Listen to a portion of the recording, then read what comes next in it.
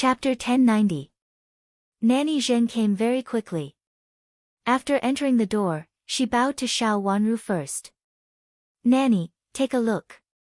Is this written by concubine Lan? Xiao Wanru asked straightforwardly. Nanny Zheng took the letter with a heavy face and glanced at it.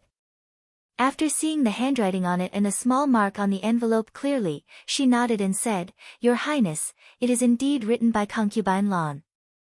There is a small mark here. Do you think it looks like an orchid? Xiao Wanru took the letter, looked at it, and shook her head. The mark was very shallow and small, but it didn't look like an orchid. It seemed to be left there accidentally. Your Highness, please turn it over and have a look. Nanny Zheng said with a slight smile. Xiao Wanru turned the letter in her hand. When she looked at the mark again, it vaguely looked like an orchid. But if she didn't say it, she might not be able to guess it. It was completely in the style of cursive calligraphy and painting. When I left the imperial palace that day, concubine Lan once mentioned it to me. In fact, I originally wanted to go to Prince Chen's mansion that day. Nanny Zheng sighed with a trace of bitterness in her eyes and said, Your Highness, please rest assured. Concubine Lan will never have any bad intentions towards you. Xiao Wanru glanced at Nanny Zheng and asked, What's the relationship between concubine Lan and the prince? I don't dare to talk nonsense about the relationship between concubine Lan and the prince.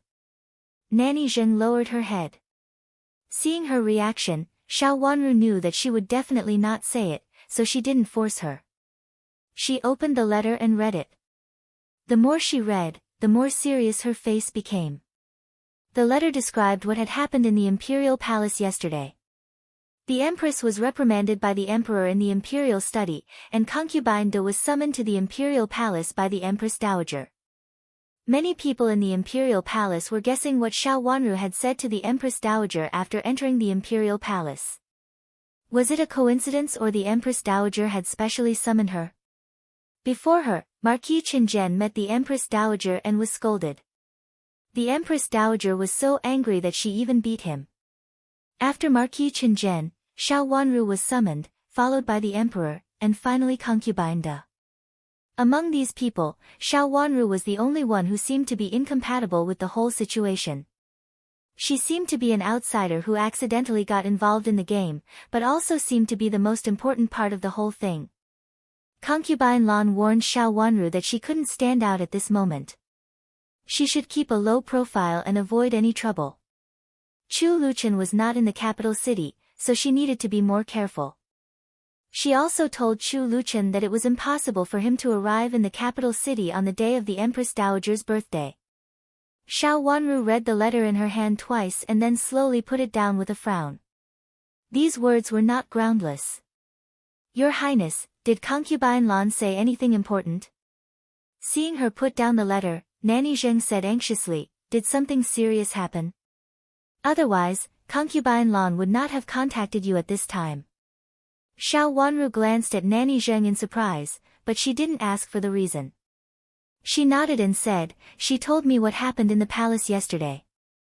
The empress was reprimanded and concubine De was also involved. Yesterday, I went to the palace to meet the empress dowager. Many people think that these things may have something to do with me. Hearing her words, several of her trusted subordinates couldn't help but gasp. Your Highness, did someone deliberately lead the topic to you? Yu Jie said. I think so too. Why do I feel that it must have something to do with you? Chu Lu also said. Xiao Wanru pursed her pink and tender lips tightly. Thinking of what happened to the empress before, if someone secretly added fuel to the fire and pushed the blame to her and made her attract all the attention, the empress must have substantiated the matter. She left those us here just to let them spread the rumor that she was the key to all the things. Today, the empress summoned her not to make it clear what she had said to the empress dowager, but to make this rumor true and put her in danger imperceptibly. Concubine Lan's letter was a little vague before. Now, she immediately understood that she was in danger and was suspected by all forces. How could she have a good ending? Your Highness, you should keep a low profile at this time. The prince is not in the mansion, and you are the only master. You can't make any mistake. Nanny Zheng looked more nervous than Xiao Wanru, and her face was slightly pale. It could be seen that she was really panicking. This was not the first time that the two maids had seen Nanny Zheng, who had always been calm, panic. Yu Jie and Chu Li's faces immediately darkened. Your Highness, pretend to be sick. Yu Jie came up with an idea and said. Nanny Zheng shook her head and said, no, it's too deliberate, which will make people more suspicious. Moreover, if someone wants to deal with you, even if you pretend to be sick, they can still do it. It was too far-fetched to pretend to be sick at this time. In the past, if the princess pretended to be sick, it would not be a big deal. At most, she would lose the favor of the Empress Dowager and others. But now it was not the best time. Then let's get out of here first. Don't stay in this mansion. Let's go to Great Elder Princess's mansion. Hearing that someone might come to deal with the princess, Chu Luo was so scared that she reached out to pull Xiao Wanru's sleeve and said, Your Highness, let's go to Great Elder Princess's mansion. There are many guards in Great Elder Princess's mansion. If the prince was here, of course, they wouldn't care. But now there was only the princess in the mansion, so Chu Luo was really worried. No, we can't hide in Great Elder Princess's mansion. We are more likely to bring trouble to Great Elder Princess. Although there are guards in Great Elder Princess's mansion, those guards are far inferior to the guards in Prince Chen's mansion. Nanny Zheng objected again. We can't do this or that. What should we do? We can't just watch something happen to the princess. Chu Luo was so anxious that she was about to cry. She didn't think so before Nanny Zheng said it. But now, after listening to Nanny Zheng's analysis, Chu Lu felt that there were many shadows around and no place was safe. Xiao Wanru pulled herself together, thought for a while, and said, We won't go anywhere. We'll just stay in Prince Chen's mansion. We don't need the maple leaf painting. Let's just use the table screen. The table screen was embroidered by Xiao Wanru herself, and she had prepared it as a congratulatory gift a long time ago. After all, one painting was not enough, so it would be more thoughtful to offer a table screen. At present, the maple leaf painting was the key to everything, so it was better not to take it out if possible. I'll add some other treasures to the table screen as a congratulatory gift for the Empress Dowager. Such a congratulatory gift was neither outstanding nor shabby, and it also showed the sincerity, but it was not particularly conspicuous. It was a necessary congratulatory gift for her as a granddaughter-in-law. Without the maple leaf painting, at least people would doubt her a little less. This time, she also made a mistake. Originally, she didn't want to make Chu Luchen sad. Chu Luchen had always cared about the Empress Dowager, who doted on him and had always protected him. Unexpectedly, he was in trouble now. It could only be said that the water in this matter was too deep. Based on her previous life, which she knew little about, she thought too little. At present, she could only make up for it in this way. Your Highness, what should we do if someone comes into the mansion to deal with you? Yu Jie was still worried. Even if the birthday gift was arranged properly, other things could not be done. There were not many guards in Prince Chen's mansion on the surface now, which Chu Luchen had told Xiao Wanru before he left. As for the subordinates, some of them were in the hands of the chief butler, who told her that they could be used in times of crisis. However, Xiao Wanru didn't want to use these people to protect herself at this time. This would make people pay more attention to Chu Luchen. She couldn't let Chu Luchen fall into danger because of her negligence. When the road ahead was unknown, there were so many people secretly spying on him. At present, Chu Liuchen's reputation was not legitimate, so it would be dangerous for him to expose his strength in front of others at this time. Nanny Zheng, I know what to do. Don't worry. You go back first and don't go anywhere tonight. Restrain the others in the mansion with Nanny Yu. Something may happen tonight, so don't panic. I'll ask the chief butler to arrange everything. There will be no danger. Xiao Wanru comforted them. Your Highness, are you sure that nothing will happen? Nanny Zheng was obviously not comforted. Looking at the childish little princess in front of her, Nanny Zheng was really worried. Although the princess didn't look as weak as she looked, she was just a girl who had not reached the age of 15 after all. At such a young age, she had been raised in a boudoir, so she had never experienced such a dangerous thing. Nanny Zheng, don't worry. I'll ask the chief butler to make a decision on this matter. Even if I have no idea, I still have the chief butler, right? Xiao Wanru said unhurriedly. Seeing that she was so calm and steady, Yujia and Chu Lu both breathed a sigh of relief and even showed a smile on their faces. The princess would definitely have a way, so they didn't have to panic. Only Nanny Zheng still felt worried. After thinking for a while, she said, Your Highness, if you have no idea, I'll go to the Imperial Palace to ask Concubine Lan if you can go to the Imperial Palace to hide in Concubine Lan's place. Concubine Lan will protect you and won't let anyone hurt you. I don't need to go to Concubine Lan's place. Concubine Lan has been in trouble herself. If she has to protect me, something bad will definitely happen. Nanny Zheng, don't worry. I'll be fine. Xiao Wanru refused with a smile. If Concubine Lan was really fine, she wouldn't have been protected and locked up by the emperor for so many years. Although the emperor had protected her all the time, she was still tightly locked up and had no freedom. Xiao Wanru didn't think it was a good idea to go to the imperial palace to ask Concubine Lan for help. Moreover, why did she go to the imperial palace and why did she find Concubine Lan? Since she was unwilling to leave Prince Chen's mansion, there must be a reason for her not to leave, and there must be a reason to stop those who secretly wanted to hurt her. After Nanny Zheng was persuaded to leave, Qing and the chief butler were called over. After listening to Xiao Wanru's story, the chief butler's face immediately changed. He had been in the imperial palace for a long time, so he naturally knew that Xiao Wanru was in a bad situation at the moment. Your Highness, you are the key to everything now. The Emperor and the Empress Dowager must have suspected Prince Yu and Prince Shou, as well as Concubine Da and the Empress behind them for the matter of the maple leaf painting. Because they didn't expose it in front of everyone, they just secretly investigated it. But if something happens to you, who is at the key, it will be a big deal. The chief butler immediately grasped all the key points and pointed out Xiao Wanru's danger.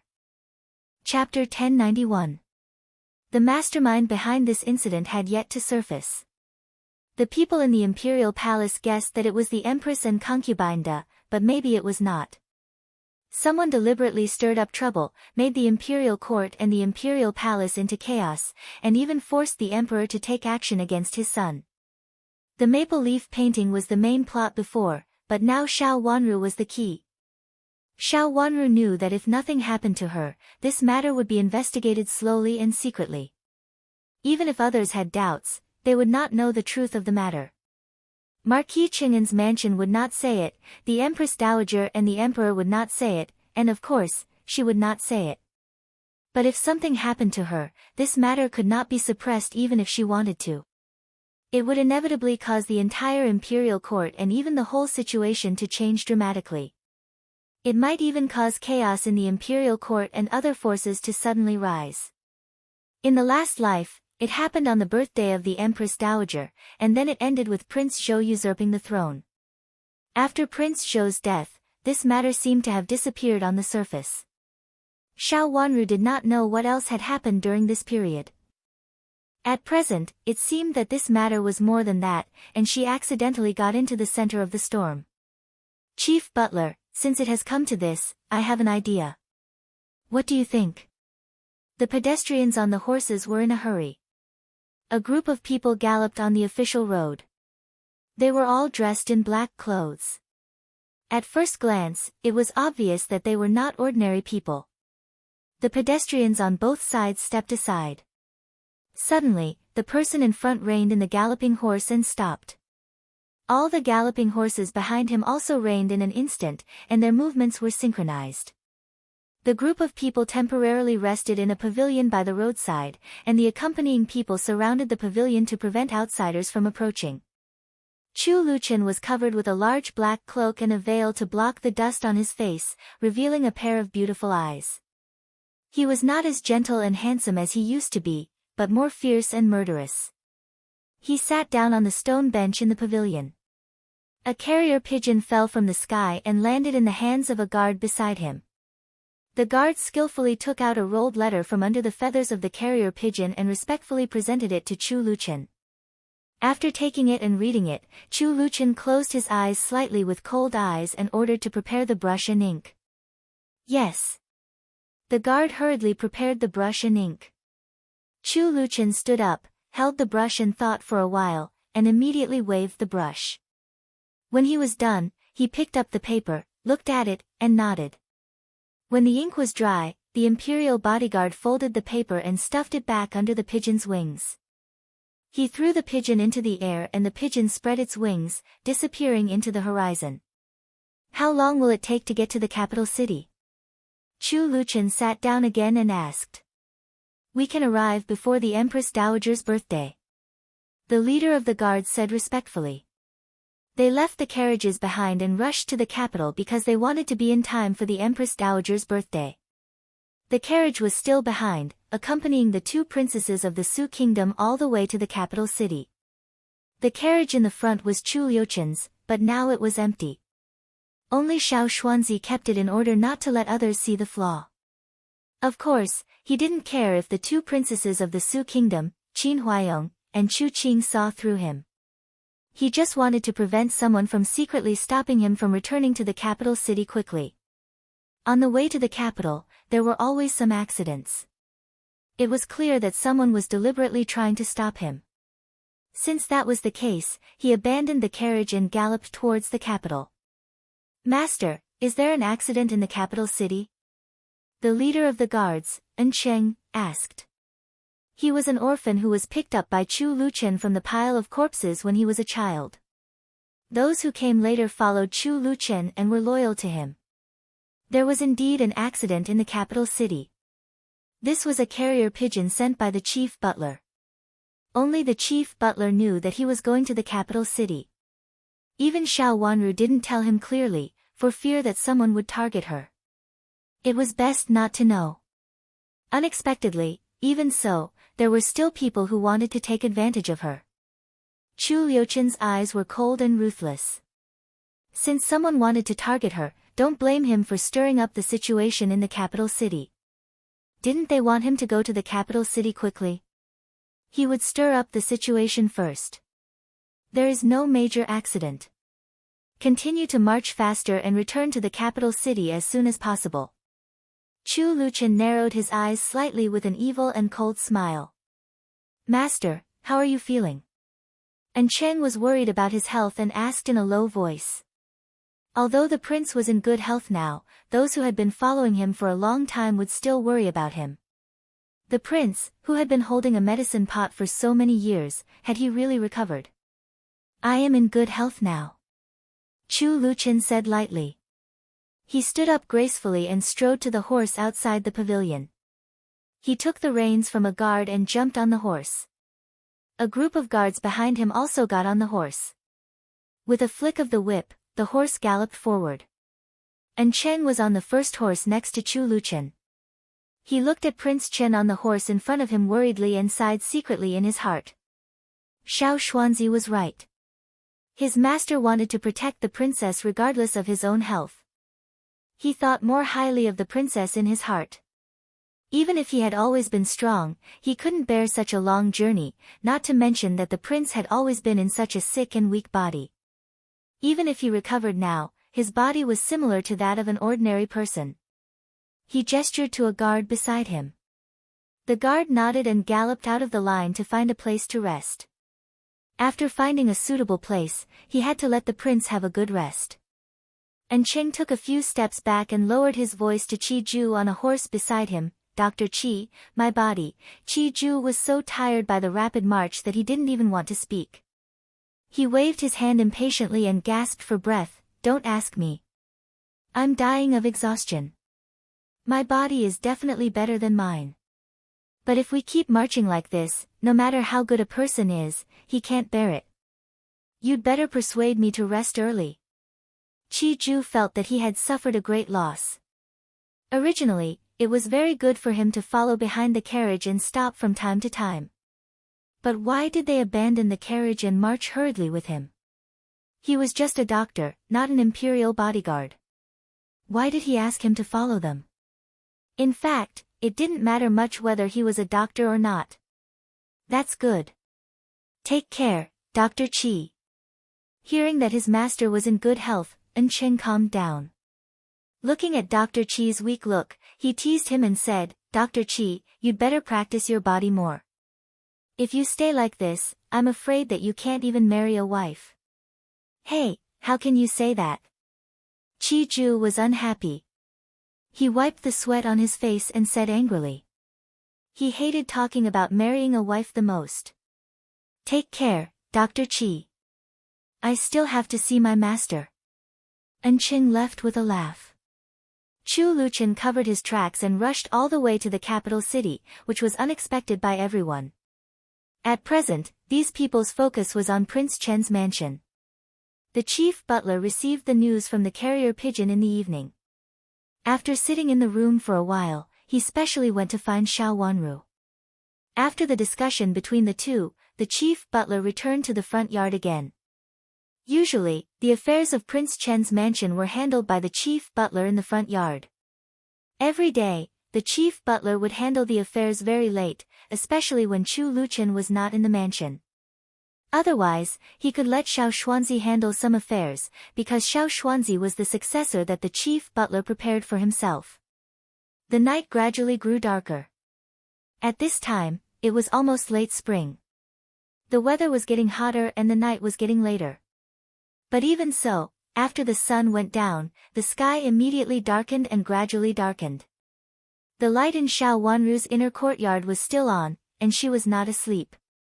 Under the shadow of the lamp, there should be more than one person, and there should be a few servant girls. From time to time, there was the sound of people talking, which was very eye-catching in the night. No one knew where the men in black came from, but they suddenly broke into Prince Chen's mansion. Some arrows were shot at the shadows of the people in the half-open window. There was a woman's scream, and someone shouted, "Princess, princess! Come on, save the princess! Come on! A servant girl rushed out and shouted loudly. In the night, the men in black looked around blankly. The people they brought were still here, and they had not taken action yet. Why did they shoot arrows directly into the room where Princess Chen lived? Shouldn't an assassination be carried out with a sword? It was not a good sign to make such a big noise with arrows. This place was connected to the imperial palace, and there were guards sent by the emperor at the door. Originally, he wanted to make a move without anyone knowing, but now it seemed that someone had ruined his plan. Let's go. The leader in black said decisively. No matter whether Princess Chen was okay or not, they couldn't stay in this place anymore. Just when they were about to jump away, they suddenly saw men in black appear on the opposite side. It seemed that they had appeared and left, and they actually bumped into each other. The two groups of people couldn't help but be stunned for a moment, and then they directly took action. Since they were not their own people, they must be people from other families. There were many people secretly plotting against Princess Chen. Since they had met, they would directly take action. In the darkness, blood splattered, swords flashed with cold light, and screams came one after another. Everyone tried their best to kill each other and then quickly escape from the scene. No one dared to stay here for a long time. If the matter got out of hand, the whole city would be under martial law. The longer they stayed, the more likely they would be exposed. Everyone was desperate. No one knew where the arrows came from, but they shot at the crowd indiscriminately. Under the indiscriminate attack, some people were shot. There were many faint lights in the outer courtyard, and the people in the front courtyard were about to rush in. When the men in black saw this situation, they knew that it was not good. They took away their own people who could be taken away, and killed those who couldn't be taken away directly with a sword. Immediately, all the men in black scattered together and fled for their lives. The chief butler finally rushed over with the guards. Half of these guards were the guards of Prince Chen's mansion, and the other half were the guards sent by the emperor to Prince Chen's mansion. Seeing the dead men in black inside and outside Princess Chen's courtyard, everyone's face changed greatly.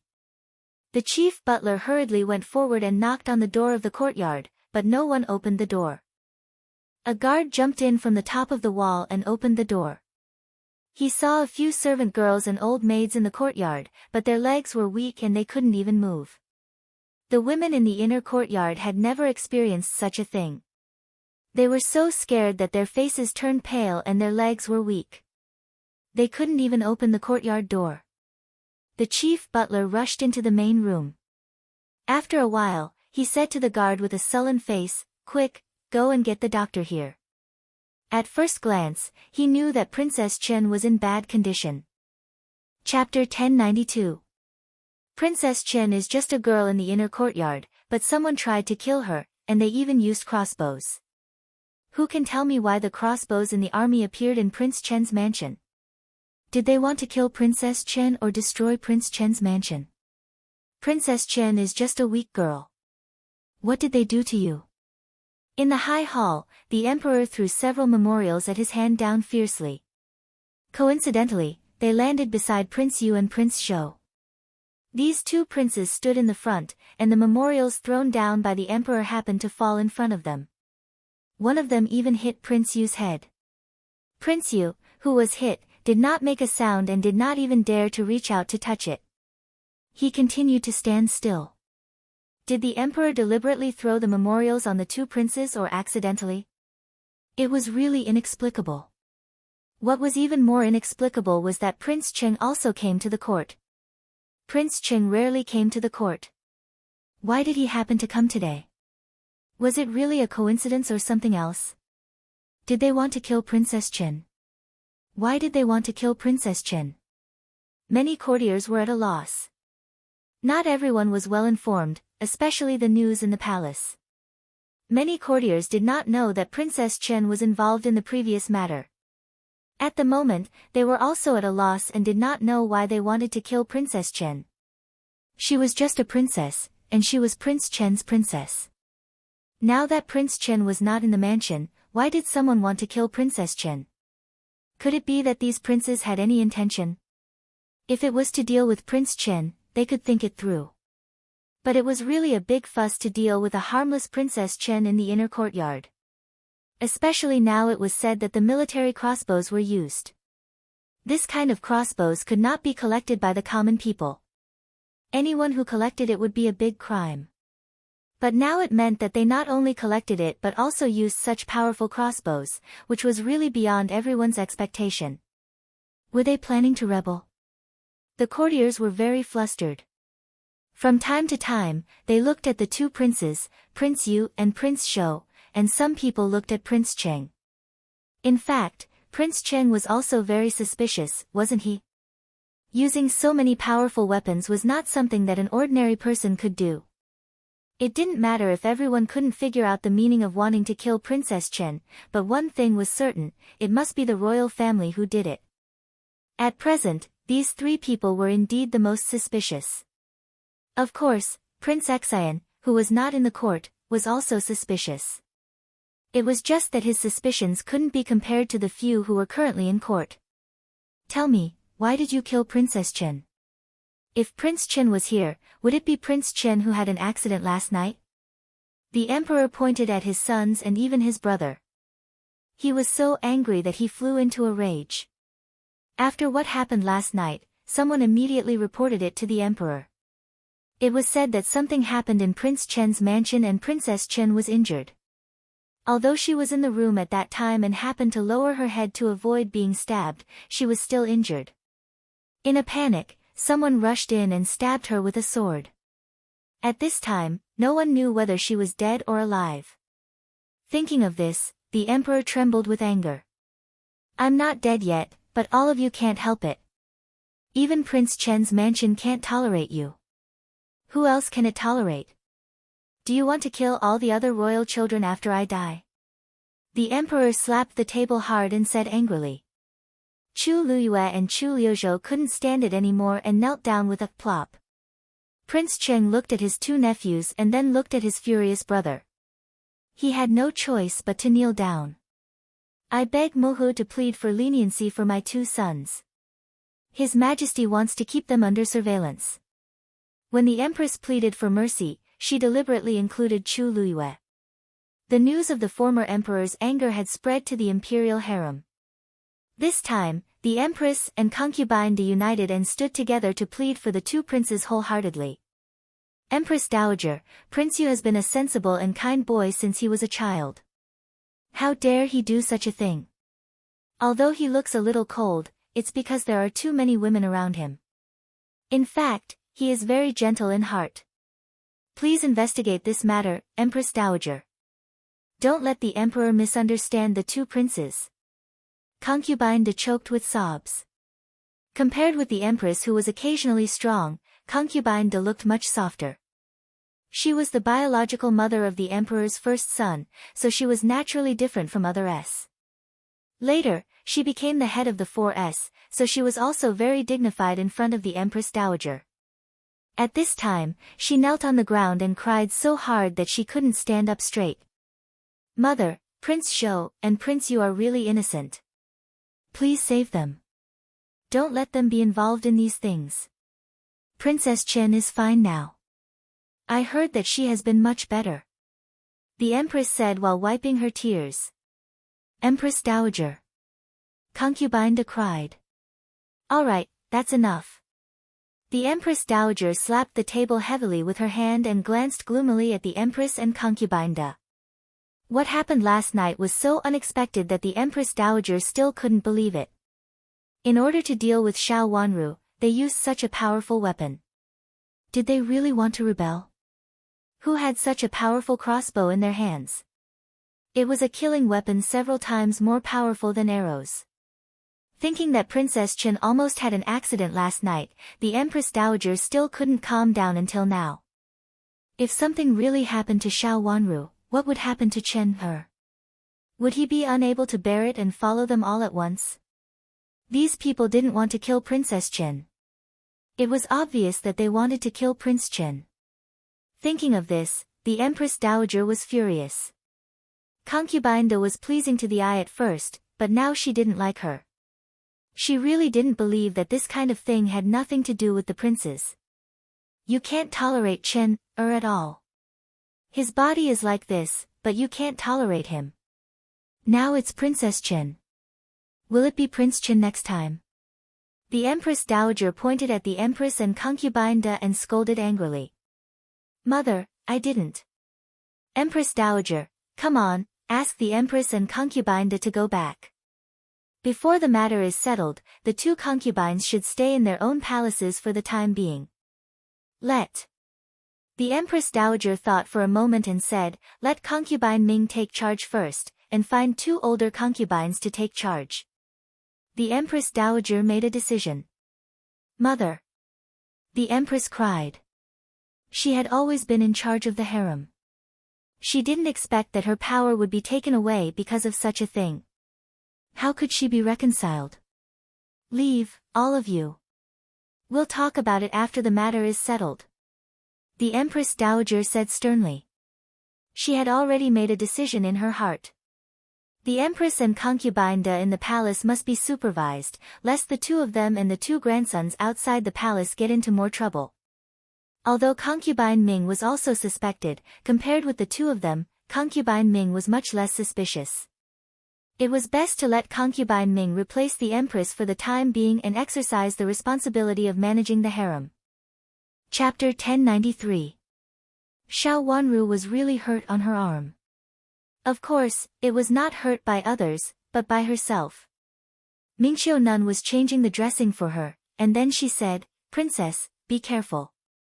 If the sword goes deeper, it will hurt the major blood vessels, and your life will be in danger. Thinking of treating Xiao Wanru's wound before, Mingqiu Nun couldn't help trembling. She was Xiao Wanru's master. How could she not feel distressed when seeing her injured like this? In the past few years, Mingqiu Nun had been living in the Yuhui nunnery, living a quiet and peaceful life. Now Xiao Wanru was injured like this, which shocked her a lot. Looking at Mingqiu Nun's pale face, Xiao Wanru was very calm and said with a smile, Don't worry, Nun. I'm fine now, right? Xiao Wanru's left arm was injured and tied up. Her white and healthy face, which used to be tender and ruddy, was pale without a trace of blood. The corners of her lips were white, and her black hair was scattered on her body, which made her look more petite and slender. At this moment, she endured the pain of the wound and comforted Mingxiu Nun with a smile. Mingxiu Nun was a kind person, and she didn't want her to be involved in this trick. It was better for her not to know. Who on earth is so ruthless? He obviously wants to kill the princess. Mingxiu Nun looked at the broken window. At this time, the window had been changed. But even the window could not be seen, there were still traces of the crossbow on the table inside. At first glance, it could be seen that the crossbow was very powerful. Fortunately, Xiao Wanru and several maids didn't shoot at that time. Otherwise, even if the crossbow hit the hand, one of the arms would definitely be broken. If it hit the body, the person would immediately die. The dead people in the courtyard had been taken away, and the blood had been washed away. Mingxiu Nun's nose was very sensitive, and she could still vaguely smell the smell of blood, which inexplicably made people feel that the whole courtyard was gloomy and very uncomfortable. The maids and old maids walking in the courtyard were all trembling with fear, as if there was still an invisible aura of yesterday in the air. The women in the inner courtyard had never seen such a thing. "Nun, is the princess all right?" Yujia lifted the curtain and came in, saying anxiously. Since last night, none of the maids had slept. Although their faces were pale, they were highly alert and didn't want to sleep. "Princess, you have to rest well." Looking at Xiao Wanru's expression, Mingxiu Nun ordered Yujia, "Ask Princess to have a good rest these days. Let's talk about those annoying things after Prince comes back." As a girl in the inner courtyard, Princess has suffered such a big disaster. It's really... Speaking of this, Mingxiu Nun sighed. Even if she was not in the game, she felt that there was something strange about this matter. She was afraid that it had something to do with the royal family's competition for heirs. Such a thing in the royal family had also disturbed the women in the inner courtyard, especially women like Xiao Wanru. In Mingxiu Nun's eyes, Xiao Wanru was actually a girl who had not reached the age of 15. "Don't worry, Nun.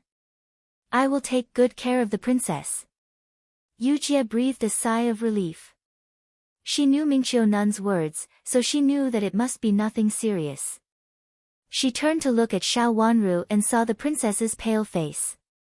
Even if she was not the one who was injured, she only felt her heart palpitate. If she hadn't seen it with her own eyes, she wouldn't have believed that the princess dared to stab her arm with a sword. Such a big wound spurted out, and all the maids were stunned. No one had expected that the princess would really stab herself in such a way without any pretense. Even a man might not be able to do such a thing, but the princess, such a weak woman, dared to do it. "Princess, great elder princess is here." Chu Lu hurriedly came in and reported.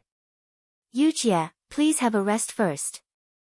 Yujia nodded and left with Mingxiu Nun. Rui and great elder princess came in with weak steps, holding Xiao Yuanhao's hand. When she walked in, she almost fell at the door. "Zhuozhua, are you okay?" Seeing Xiao Wanru lying on the bed, Rui and great elder princess's eyes turned red. Such a strong person could hardly stand steadily at this time. If it weren't for Nanny Gao and Xiao Yuanhao supporting her, she would have collapsed. "Grandma, I'm fine." Xiao Wanru forced a smile on her face and comforted Rui and great elder princess. Looking at Xiao Wanru's pale face, Rui and great elder princess seemed to see her daughter lying on the bed with a pale face and never waking up again. She couldn't hold back her tears anymore. She took 2 steps forward in a hurry and reached out to grab one of Xiao Wanru's hands. Feeling the slight warmth under her hands, she breathed a sigh of relief and said in a choked voice, "It's good that you're fine. It's good that you're fine. Sister, are you really okay? Do you need to ask a few more doctors to come over?" Xiao Yuanhao also stepped forward with a worried look and said like an adult. "I'm fine. You don't have to worry." Xiao Wanru said with a soft smile. Chu Lu moved a chair over and asked Xiao Yuan how to sit down. Rui and Great Elder Princess sat directly at the head of the bed. What happened last night? What do you mean by someone attacked Prince Chen's mansion at night? What did they want to do? Prince Chen is just an idle royal prince. Can't they even tolerate this? Rui and Great Elder Princess calmed down and said while gnashing her teeth. Everyone could see that it must have something to do with the princes who were fighting for the throne. Rui and Great Elder Princess got the news a little later. When she heard that Xiao Wanru had an accident, she was so scared that she almost fainted. Later, Xiao Yuanhao took her here. At that moment, Rui and Great Elder Princess's thoughts almost stopped, as if it was the day when her daughter died. Seeing that Xiao Wanru was fine, she recovered. Grandma, I'm fine now. The Emperor will definitely find out about it. Feeling the strength and warmth of her grandma's hand, Xiao Wanru felt warm in her heart. I'll go to the Imperial Palace later. I'll go to the Empress Dowager. Prince Chen is not an eyesore. He has been sick and weak for so many years. Now that he is a little better, they can't tolerate him anymore. They can't even tolerate you. These people are too cruel. Rui and Great Elder Princess said angrily. Grandma, don't go first. At this time, the Imperial Palace must be in a mess. The Empress and concubine De will get you involved. Xiao Wanru comforted Great Elder Princess. So what? I'm not afraid of them getting me involved, Rui and Great Elder Princess said angrily. Rui and Great Elder Princess said angrily. She really wanted to go to the Imperial Palace and scold Prince Yu and Prince Zhou in front of the Empress and concubine De. It must be the two of them who ordered them to do this. Otherwise, who would deal with Xiao Wanru? They were so cruel that they couldn't even tolerate Princess Chen, who was not a threat to them at all. If they took over the world in the future, few people could live well. Great Elder Princess didn't believe that others couldn't think of it. Grandma, this matter may have something to do with them, or it may have nothing to do with them. Let's wait and see. You stay in Prince Chen's mansion to take care of me, okay? Xiao Wanru was afraid that Rui and Great Elder Princess would really rush to the Imperial Palace to make trouble. Before the situation was clear, she didn't want Great Elder Princess to get involved. At this time, anyone who got involved might get into trouble. The best way was to wait first. Now that things had become like this, the Emperor would definitely investigate it. That night, many men in black were drawn out. Even though Xiao Wanru had been prepared, she was still shocked. Later, in order to make herself look more real, she deliberately stabbed herself with a sword. Originally, she planned to make use of the guards Chu Luchen left for her in the mansion to carry out an ordinary assassination on herself. After discussing with the chief butler, she planned to carry it out at night. However, later the chief butler came to her and told her that Chu Luchen had ordered him to increase the intensity of the assassination, so he asked her and her servant girls to hide. In fact, it was not her who was in her room that day. She and several servant girls hid in a wing room. When the crossbow entered the room, no one was hurt, but the noise was loud. Later, several groups of men in black were drawn out. No one knew who they were in the dark, so they fought in disorder. When the chief butler's men rushed in and the men in black ran away, Xiao Wanru returned to the room with her servant girls and then stabbed herself with a sword. Everything was arranged. Only Xiao Wanru stabbed herself with a sword, which surprised everyone. When the chief butler heard that Princess Chen was really injured, he almost fainted. His master had repeatedly told him to protect the princess, but he didn't expect that the princess was still injured. The chief butler blamed himself and felt that he had failed the prince. At that time, Xiao Wanru saw clearly that there were not only 2 groups of men in black, but even 4 groups. It looked like the second group. How could there be 4 groups? Even if there were a group of people from Prince Yu's mansion, Prince Zhou's mansion, and Prince Cheng's mansion, who was the last group? As for the people from Prince Chen's mansion, they didn't show up when the men in black fought. The crossbows were in the hands of the people from Prince Chen's mansion, and then they quietly retreated. No one was injured, and no corpse was left.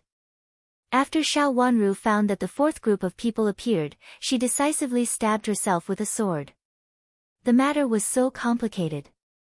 She didn't want a fake wound on her body to expose Chu Liuchen's matter. Since she was injured, she was really injured. Whether the imperial physician in the imperial palace or others came to see her, the result would be the same. This was also the reason why she did not hesitate to hurt herself at that time. If this matter was investigated, it would involve too many people. Prince Chen's mansion couldn't be involved. It would be her, Princess Chen's business to prove her innocence. Grandma, there were a lot of men in black who came to the mansion yesterday. I don't think they are the same group. I'm afraid that many people will be involved. I'm the victim now. Grandma, you should be sensible at this time. In this case, even if the emperor doesn't want to investigate it, you have to. Xiao Wanru reminded Great Elder Princess implicitly. After all, Rui and Great Elder Princess had experienced this. She was so concerned about it that she lost her normal mind. After hearing Xiao Wanru's advice, she thought for a while and knew that this was the best time. No matter what the emperor thought, this matter must be investigated, and it must be investigated clearly. A dignified prince's mansion was attacked with crossbows in the middle of the night. Next time, would they attack the imperial palace? The emperor couldn't even guarantee his own safety. Just think about it, which emperor could sleep well? Even if it was his son, so what? Chapter 1094. Remember in 1 second, 800 mail sign small/say net wonderful pop-up window free reading. Do you know when Prince Chen will return to the capital? After Rui and Great Elder Princess calmed down, she paused and asked.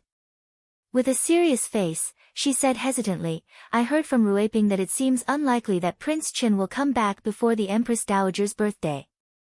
In this case, no one in the mansion will go to the emperor to inquire about the news. There was no male master in the mansion, and the female master was injured. It was inconvenient for the others in the mansion to inquire about the news from others. Rui and Great Elder Princess originally wanted to inquire about it, but Xiao Wanru told her that she could not act rashly at this time. If it went on like this, there would be no news from Prince Chen's mansion. If something happened, there would be no chance to deal with it. Rui and Great Elder Princess was very worried. In fact, she didn't say a few words. Ruiping Great Elder Princess's previous words seemed to have other meanings. It seemed to imply that the reason why Prince Chen returned to the capital city so slowly and traveled all the way back was that he accompanied Princess Yutao of her son-in-law's country. It was said that Princess Yutao was the first beauty of her son-in-law's country. Rui and Great Elder Princess didn't like the meaning of her words very much and was also very worried. However, it was not the right time to tell her granddaughter about it. She was afraid that these words would make Xiao Wanru confused. Grandma, don't worry. Prince Chen will return to the capital city soon. Xiao Wanru said softly. Last night, she was not so cruel in her own way. Later, the butler secretly told her about Chu Liuchen's plan, and what she did was to cooperate with Chu Liuchen's plan. Of course, stabbing herself with a sword was not part of Chu Liuchen's plan. Thinking of this, she felt inexplicably guilty. The head butler looked at himself with a pale face. Even now, he still felt sorry for the head butler. What the head butler meant was that he only needed to find a maid to be injured. She would never be injured. However, at that moment, Xiao Wanru felt that it would be more effective only if she was injured. Moreover, she was proficient in medical skills and knew where to stab. It seemed that the injury was the most serious, but in fact, it was not so serious. I heard that. Princess Yutao from my son-in-law's country is very beautiful. Rui and Great Elder Princess frowned tightly. Looking at her granddaughter's pale face, she couldn't bear to let her know nothing about it. What if the princess from my son-in-law's country really wanted to marry into Prince Chen's mansion? The news from outside repeatedly talked about Princess Yutao, which made Rui and Great Elder Princess very upset. She didn't doubt Chu Luchen at first.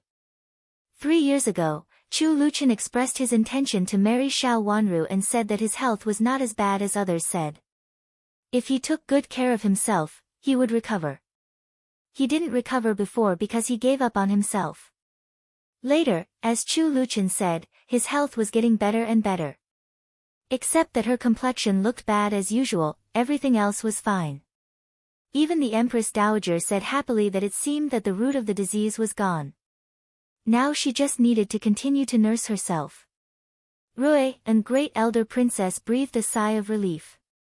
However, there were too many rumors about Princess Yutao, which reached Rui and Great Elder Princess's ears from time to time. Princess Yutao seemed to be determined to marry Chu Luchen. What about her granddaughter? It was impossible for the princess of a country to be Chu Liuchen's concubine. However, if she didn't be a concubine, could her granddaughter be a concubine? This was impossible. Rui and Great Elder Princess had already made up her mind. If the emperor really wanted to marry her, she would kill herself in the throne room in front of all the officials. This official's face died there. Let's see if the emperor can still let his granddaughter become a side fey or make a ping fey. Although she had made up her mind, Rui and Great Elder Princess was really reluctant to let her granddaughter be sad. Now her granddaughter had suffered so much. Although she wanted to hide something, she felt that she couldn't hide it.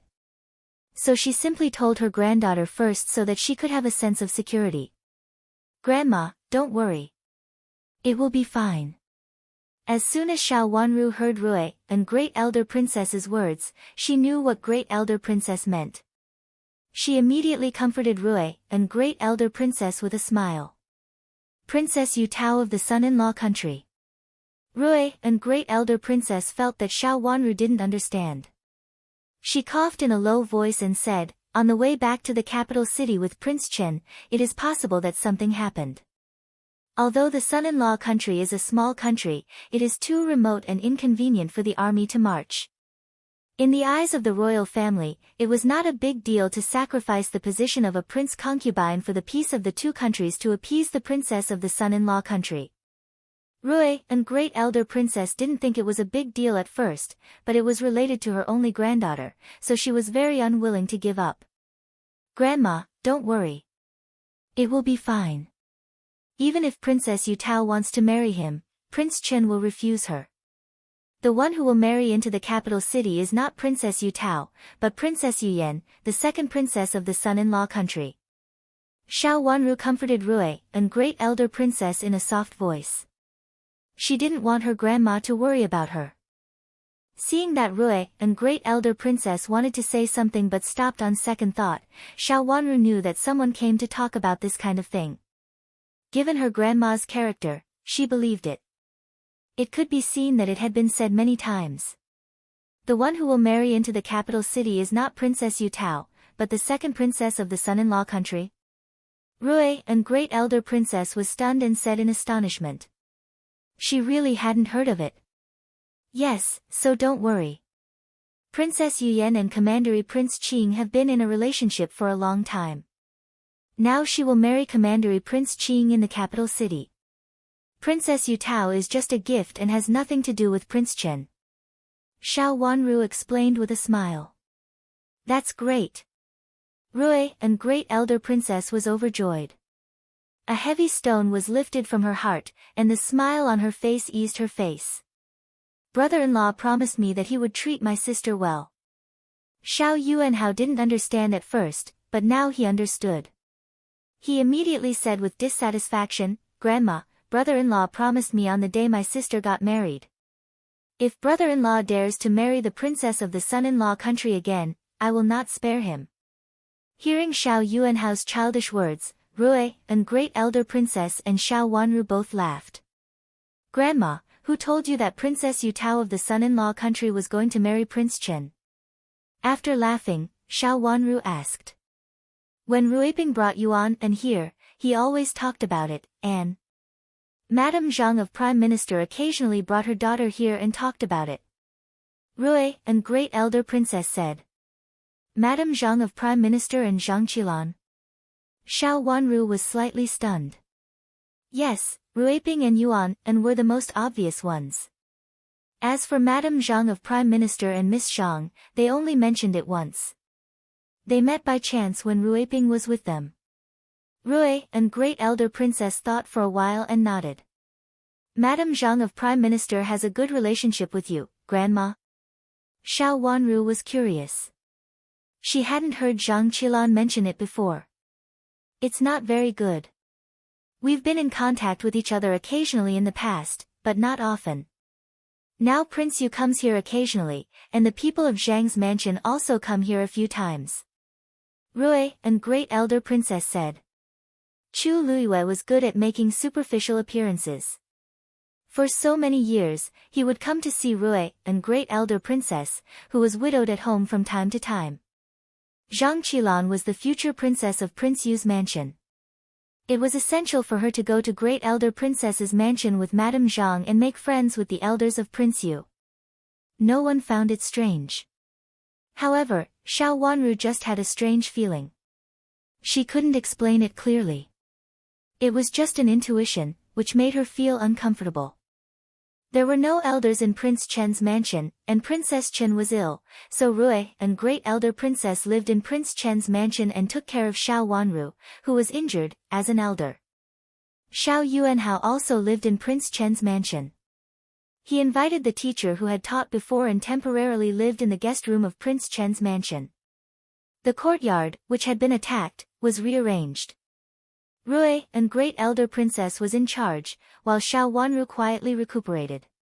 The rewards from the palace came like flowing water.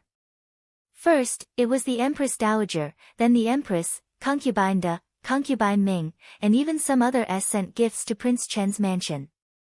Xiao Wanru had only heard of most of the titles, but she couldn't contact them specifically. For a moment, Prince Chen's mansion became lively. The gate of Prince Chen's mansion was guarded. Anyone who entered Prince Chen's mansion was questioned again and again, for fear that something would happen again. Many aristocratic families who had wanted to greet Prince Chen's mansion didn't make any moves for the time being. At this time, it was easy to have some accidents if they went to Prince Chen's mansion, so they had to wait and see. Prince Yu, Prince Shou, and Prince Chen were all grounded and were not allowed to go out. From time to time, people from the military office of the 5 cities could be seen asking questions in the capital city. When they encountered people who seemed to be behaving suspiciously, they would arrest them first. This was only the case on the surface. No one knew how many people were secretly investigating this matter. For a moment, the whole capital city was in a state of panic. In the Empress's Fengyi Palace in the Imperial Palace, the Empress knelt in front of the Emperor and said with tears in her eyes, "Your Majesty, it's really not Zhou. He has always been reckless. Among the princes, he is the least scheming. What's more, he dealt with Princess Chen." Why did he deal with Princess Chen? It had been several days. This was the first time that the Emperor had set foot in her Fengyi Palace after the accident. As soon as she saw the Emperor, the Empress cried aggrievedly. The Emperor's face darkened. He looked at the Empress coldly and his face was full of disappointment. "Originally, I thought you were a good person, so I gave the whole harem to you. I didn't expect that, you couldn't tolerate Prince Chen." "Your Majesty, what are you talking about? Why can't I understand?" The Empress's heart suddenly skipped a beat and she said anxiously. "What am I talking about? Do you really not understand?" The Emperor asked in a cold voice and his eyes were gloomy. He had just come back from Concubine Lan's place. Until now, he was still angry and annoyed. He felt that a breath was stuck in his chest. He only felt that he could not swallow it or spit it out. The maple leaf painting incident of the Empress Dowager and the assassination of Princess Chen were piled up together. There were some things that he could not bear. When the late Emperor died of illness, I have thought about it for a long time. In this palace, you are the only one who knows best, aren't you, Empress? When the late Emperor died, the picture of the medicine bowl he used and the scene of his mother serving medicine at that time were almost very real. If someone didn't know something, how could he draw it so accurately? Chapter 1095. The phoenix head incense burner in the main hall was emitting wisps of faint and elegant fragrance. It was refreshing and soothing, making people feel relaxed both physically and mentally. The Empress felt that her whole body was tense and her heart seemed to have fallen into an ice cellar. There were faint sweat stains on her back, and her hands, which were placed on both sides of her skirt, were also wet. "Your Majesty," the Empress said sadly, with her eyes turning red and her voice choked with sobs. "Your Majesty, I have been married to you for so many years. I know that I will never interfere with what I shouldn't do. I have never intervened in this matter at that time. Later, you dealt with the people yourself. Now, why do you suspect me? What happened at that time? What happened at that time?" The Empress looked very painful and slowly pressed one hand on her chest. If I really wanted to deal with Prince Chen, why did I have to do this to Princess Chen?" Speaking of this, the Empress smiled sadly. "Isn't there something else? This is what His Majesty personally told this concubine, something that only this concubine knows." Her voice dimmed and she was almost talking to herself, but the Emperor heard it clearly. His gloomy face showed a bit of emotion. "Your Majesty, when this concubine married you, you were only a prince. During the reign of the late Emperor, this concubine was dragged into the struggle in the inner palace and almost lost her life. At that time, it was also Prince who helped this concubine prove my innocence. At that time, this concubine followed behind you wholeheartedly. Even though you didn't give this concubine much space in your heart, this concubine has always remembered this. But now that you are accusing this concubine like this concubine cannot admit it. I was not present at that time when it happened in the palace. Only those who were present could know about it, right? Your Majesty didn't ask those who were present but blamed me. I am wronged. It is also possible for those who were not present. Not only me, but also Concubine Da, Concubine Ming and Prince Cheng. When the late Emperor had an accident, only the Emperor entered the palace. Later, the Emperor entered the palace together with his wife and concubines. When it was a mess, anyone could interfere. The change of the dynasty was suddenly completed within a few days, and it was not because of the late Emperor's own son ascending to the throne. The ministers all had their own disputes. The matters of the previous dynasty had not yet been settled, let alone the matters of the harem. At that time, the back palace was also in a mess. If someone secretly attacked a few palace servants who were present at that time, it was not difficult. Not only did the Empress have this ability, but all the S who entered the palace at that time had this ability. When it was in a mess, who knew who did it? The Emperor was silent. Of course, he understood what the Empress said. When he thought about it, it did make sense. Previously, he just thought that the Empress was the most likely one. Now, after thinking about it carefully, he found that both of them were possible. The S-like Concubine Da and Concubine Ming followed him to the palace from the hidden mansion. There were many of them. As for Prince Cheng, he also specially came to the palace at that time to accompany Empress Dowager who had lost her eldest son. Your Majesty, if it hadn't been chaotic at that time, how could you not have found that Commandery Prince Qing's mother was pregnant? How could you have let her take the prince to the Yuhui nunnery? When the Empress saw the Emperor's face, she knew that her words had an effect. She looked more and more pitiful. After the Emperor's death, only those who had not given birth to a child would be sent to the Yuhui nunnery to cultivate in seclusion. Those who had given birth to a child would be kept. When they were sent to the Yuhui nunnery, they would usually be sent to the Yuhui nunnery by imperial physicians. Only when they were sent to the Yuhui nunnery would they be sent to the Yuhui nunnery to see if there was anything wrong with them. However, the situation at that time was too sudden and the palace was in a mess. Therefore, the pregnant hid the child in her belly and entered the Yuhui nunnery together. The Empress shed 2 lines of tears, but she did not reach out to wipe them. Instead, she let the tears slowly slide down her beautiful cheeks. Your Majesty, if you don't believe me, you can depose me. I'm willing to take all the blame. As for Prince Zhou, I don't think you will suspect him, who was just born at that time. Her words were extremely pitiful. Tears rolled down her cheeks one by one. After saying this, she choked with sobs and could not speak. Hearing her pitiful words, the emperor's face eased a little, but he was still angry. You are the master of the imperial harem and also the empress. You can't be ignorant of so many things, can you? Your Majesty, I also want to know a lot of things. I also want to be the master of the imperial harem so that you can deal with the affairs of the previous dynasty wholeheartedly, but there are some things that I can't meddle in. Something happened to the Empress Dowager that day.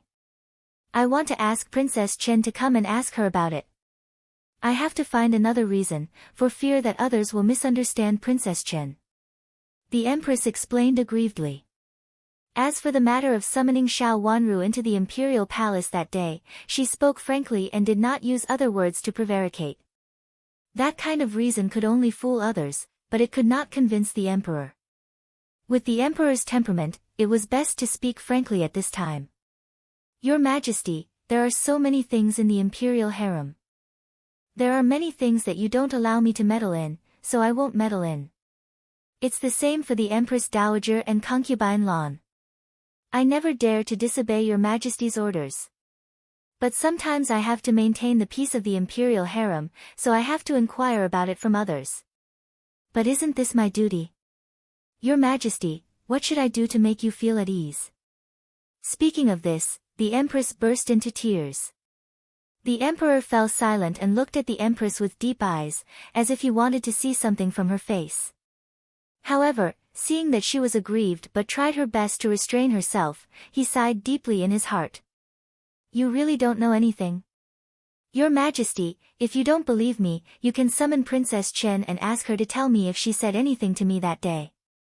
Your Majesty, everything I did was to maintain the peace of the imperial harem. What else do I know?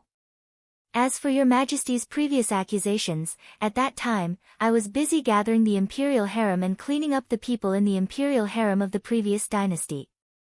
I just entered the imperial harem, so how could I have so many people to investigate? Who do you think is most likely to do it at that time? The emperor's momentum eased a little. Your Majesty, I don't know. I have been in the imperial harem and paid attention to the trivial matters of the imperial harem. Some important matters related to safety have always been your Majesty's responsibility. If your Majesty doesn't know, I really don't know. The Empress wiped her tears and said. The Emperor fell silent. On the one hand, he said that she was aggrieved, and on the other hand, he mentioned the matter of concubine Lan, implying that she had endured such a grievance. How could it be difficult for her to do other things? He wanted to show that she was virtuous and generous and would not harm others. Concubine Lan lived alone in the imperial harem. Although she was grounded, in fact, this grounding was just a way to protect her. She didn't need to wake up at dawn or dusk, see the Empress Dowager, or use herself. Everything was to protect her, just because she was the former emperor. The emperor treated her so specially because she was the former emperor's younger sister. Every time she thought of this, the Empress felt as if her whole heart was being bitten. She felt so uncomfortable that she wanted concubine Lan to die. But she didn't dare to. After following the emperor for so long, she had always known that concubine Lan was the woman the emperor loved.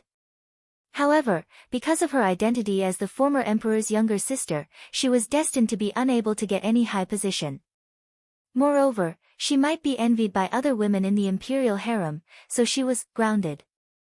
The Empress knew that concubine Lan sneaked out from time to time, but she just pretended not to know. She even knew that concubine Lan had always wanted to get in touch with Chu Luchen but was rejected by him. She thought that she was generous enough about concubine Lan. Concubine Lan was fine now. Not only was she protected by the emperor, but she also had her connivance. In this regard, the emperor must be grateful to her. This was also an important reason why she had tolerated concubine Lan for so many years and kept the matter of concubine Lan under wraps.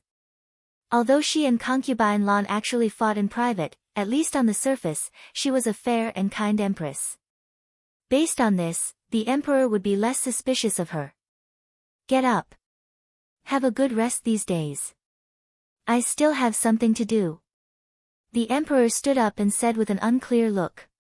He didn't reprimand the empress, which meant that he believed what the empress said to some extent. Yes, I know. The empress nodded and said with tears in her eyes. The emperor strode away. The empress stood up with the help of the chair. Her eyes became cold, and her back was soaked with cold sweat. At that moment, she clearly knew the emperor's mind. If she had given a wrong answer just now, she was afraid that she would be abolished as the empress. She was just a small Prince Chen, but he cared so much about her. He knew that he treated the former empress differently from the beginning.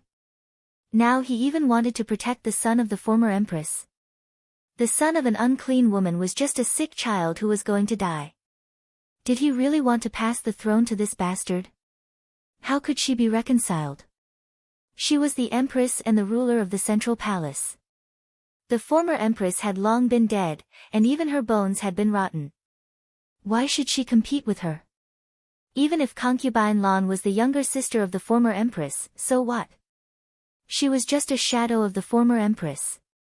As a shadow, she should take the responsibility of a good shadow. Could it be that she wanted to rely on Prince Chen to help her become the Empress Dowager? Your Majesty, Prince Zhou has secretly sent someone in.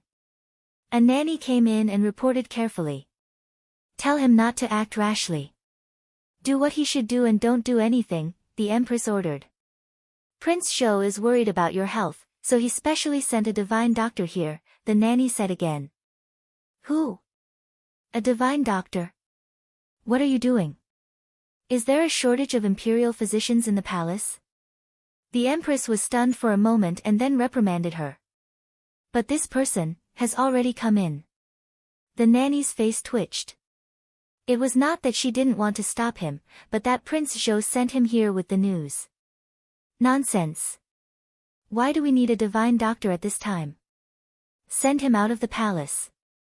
The Empress was furious and said angrily. Yes, I'll arrange it now. The nanny nodded and was about to leave, but was stopped by the Empress. Let him wait in the side hall with the imperial physicians in the palace. Chapter 1096. Remember in 1 second, 800 mail sign small/say net there was no pop-up window for free reading. Since she had entered the palace, it would be suspicious to send her out of the palace. It was better to keep her here. On the one hand, it showed Prince Zhou's filial piety, and on the other hand, it showed her calmness. Keeping her with the imperial physician in the palace was the best explanation to the emperor. At this time, no matter what she did, she had to show her calmness, lest it arouse the emperor's suspicion. The empress felt that this was the most difficult time for her, and she did not dare to arouse the slightest suspicion of the emperor. At the moment, she was under house arrest, and her power was divided by concubine De and concubine Ming. Outside the palace, her son was also under house arrest, and they could not discuss things together. Everything happened too fast. Not only did Prince Zhou send people, but other people also sent people. It was just a small assassination, but it caused such a big stir in the end. The Empress did not expect it. Assassinations usually kept a low profile. Even if they killed someone, they would escape. How could they use the crossbow in the army in such a big way? Was it an assassination or a forcible killing? For Princess Chen, who was in the boudoir, who was so stupid to use such a big killing weapon? Princess Chen herself did not play a big role, but because she was involved in the Empress Dowager's affairs before, she was involved in the fight for the throne and became a key figure. If she died at this time, it would achieve unexpected results. If someone else was framed, it might become a sharp weapon in their hands. After a little discussion, the Empress and Prince Zhou made up a plan to assassinate Xiao Wanru. Now thinking of it, she was not the only one who had such a plan. At this time, the Empress was also afraid. Fortunately, she had thought of what would happen if she failed and was discovered, and prepared a series of countermeasures. At this time, how could she deal with the sudden situation? It was the best that nothing happened to her and her son, who was also secretly dealing with Xiao Wanru, wanting to kill Xiao Wanru and taking this opportunity to fish in troubled waters. But they pushed the blame to the empress. After thinking about it, the empress only thought of concubine Da. Only concubine Da had the power to compete with her, and only concubine Da had many backup plans in the palace. It must be concubine Da or Prince Cheng. The empress did not pay much attention to Prince Cheng in the past. But now she had to suspect Prince Cheng after so many things happened. Not only might know what happened in the past, but also Prince Cheng, who was raised by the Empress Dowager and was favored by the Empress Dowager at that time. He said that he was wholeheartedly seeking Buddha and wholeheartedly wanting to become a monk, but after all the ruckus, he didn't really become a monk. It was just a smokescreen. Everyone knew that she and concubine Da had a big fight here. At present, it seemed that Prince Yu was the most likely to fight with her son. The people who came back that day said that there were several groups of people, not just 2 families. This meant that there must be a 3rd or 4th party involved. The empress was just guessing that no black-robed man came back to report, but now she was sure that Prince Cheng must have sent someone. No one knew what happened in the Empress Dowager's palace. Xiao Wanru accidentally got involved and became the key. Everyone secretly thought that it had something to do with the fight for the throne. If Xiao Wanru died, Prince Zhou and Prince Yu would definitely be suspected. At this time, it was usually impossible for someone to benefit. The empress thought about it and found that Prince Cheng was the most likely to benefit. Compared with concubine Da, the empress thought that Prince Cheng was the most likely to use military weapons. On the one hand, he would benefit from the fight between the 2 princes. On the other hand, he had been to the army before, so it was much more convenient for him to get this kind of military crossbow. Chu Luqian was not in the capital city, and Chu Liuxin was still childish. In fact, only Prince Cheng could be investigated. Ask Prince Zhou to secretly keep an eye on Prince Cheng and send more people. The empress gritted her teeth and said in a gloomy voice. This time, she must have been set up by Prince Cheng. She didn't expect that there was a dangerous tiger like Prince Cheng around. The nanny answered and left. At the same time, in Concubine Da's palace, Concubine Da was also giving similar instructions to others. Even in Concubine Ming's palace, Concubine Ming was also pondering such a question. All the princes had lost power. Who was most likely to benefit? Would it be the same as before? The throne would not be passed on to the princes but to the emperor's younger brother. In this way, Prince Cheng was indeed the strongest enemy. Prince Cheng was so annoyed that he had a headache. He paced around the study several times without stopping. Originally, he had been hiding in the dark and had planned for so many years. Now he just slowly drew the net and then watched Chu Luyue and Chu Liuzhou fight for the throne. But now he actually fell into the light. Although the emperor didn't say anything and just grounded him together with Chu Luyue and Chu Liuzhou equally, it seemed to be fair. There were guards sent by the emperor at the gate of each prince's mansion. But how could it be the same? He was the emperor's younger brother. Originally, there was no possibility for him to succeed to the throne. Chu Luyue and Chu Liuzhou were the most likely ones. Why was he grounded and locked up equally with them? It meant that he, Chu Luyue and Chu Liuzhou were also fighting for the throne. Master, what do you think? After pacing around for a few times, Prince Cheng sat down, picked up the teacup on the table, drank a few mouthfuls, and then put it down heavily. Jia Yan Master would come to Prince Cheng's mansion from time to time. Everyone knew that Jia Yan Master was Prince Cheng's good friend and was an eminent monk indifferent to fame and wealth. Because of this, it was not surprising that Jia Yan Master appeared in Prince Cheng's mansion. Prince Cheng was also glad that Jia Yan Master was by his side at this time. Your Highness, don't worry. Jia Yan Master was still calm. I'm not worried. How can I not be worried? At this time, whoever shows up will become the public enemy. At this time, I will definitely be discovered by my brother. Prince Cheng was extremely annoyed. He had always been calm, but he couldn't calm down anymore. After so many years of cultivation, it could be regarded as a waste. Your Highness, now you seem to be guilty of the same crime as Prince Zhou and Prince Yu, but in fact, it is not so.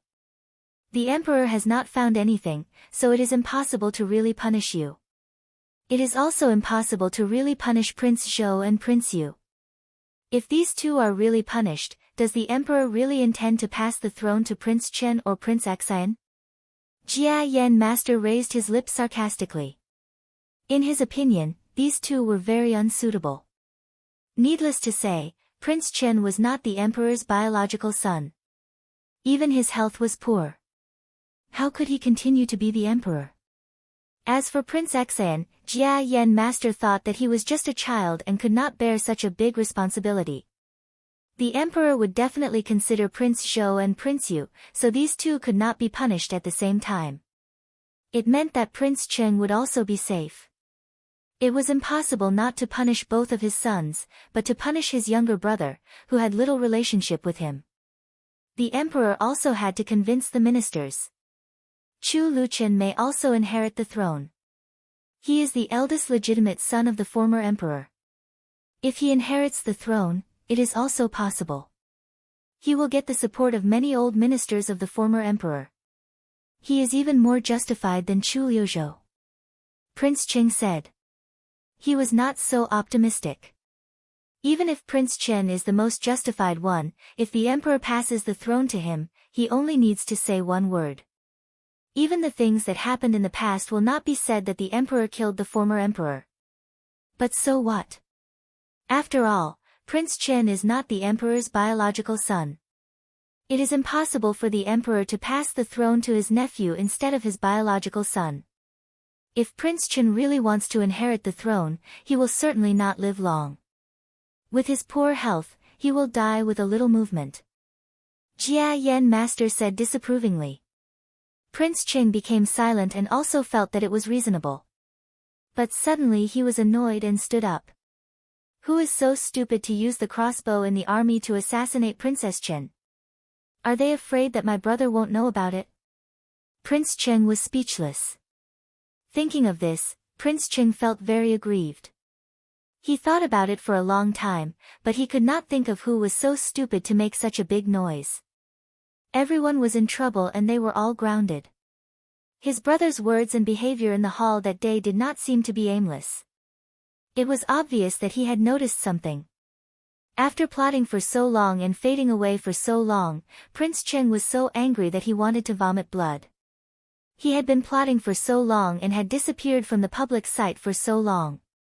Master, could it be the people over there? Prince Cheng stood still and looked at Jia Yan Master with a gloomy face. Impossible.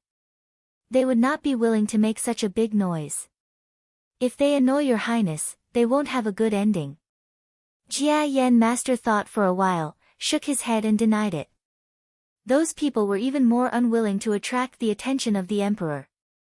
Prince Cheng would be fine for the time being if he was noticed, but if those people were destined to be noticed, they would die in the end. The remnants of the previous dynasty just wanted a place to make a living. It was not a big deal and they would not do such a big thing. Since it is not them, who are they? The people who came back said that there are at least 3 groups of people. Chu Luiyue is one group, Chu Liuzhou is another group. Who is the last group? Who is fishing in troubled waters?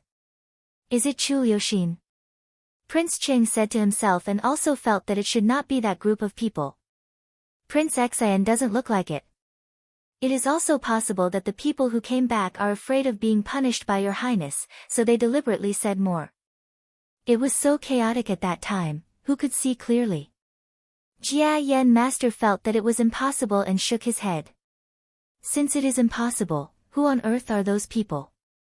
The most important thing is which group of people used the crossbow. Who doesn't want to live and dares to provoke my imperial brother? Prince Cheng was so annoyed.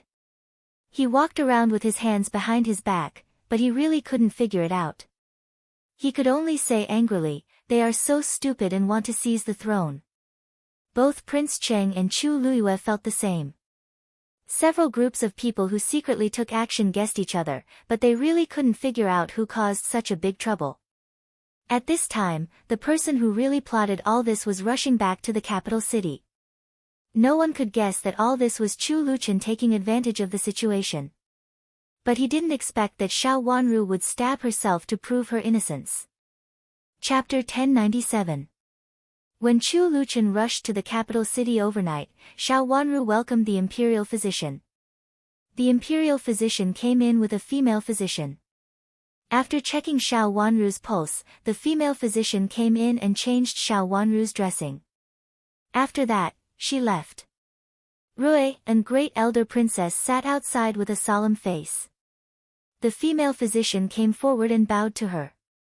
"How is Princess Chen's injury?"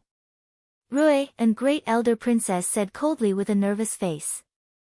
"Great elder princess, Princess Chen needs to take good care of herself," the female physician replied respectfully. "How is she?" Rui, and great elder princess asked again.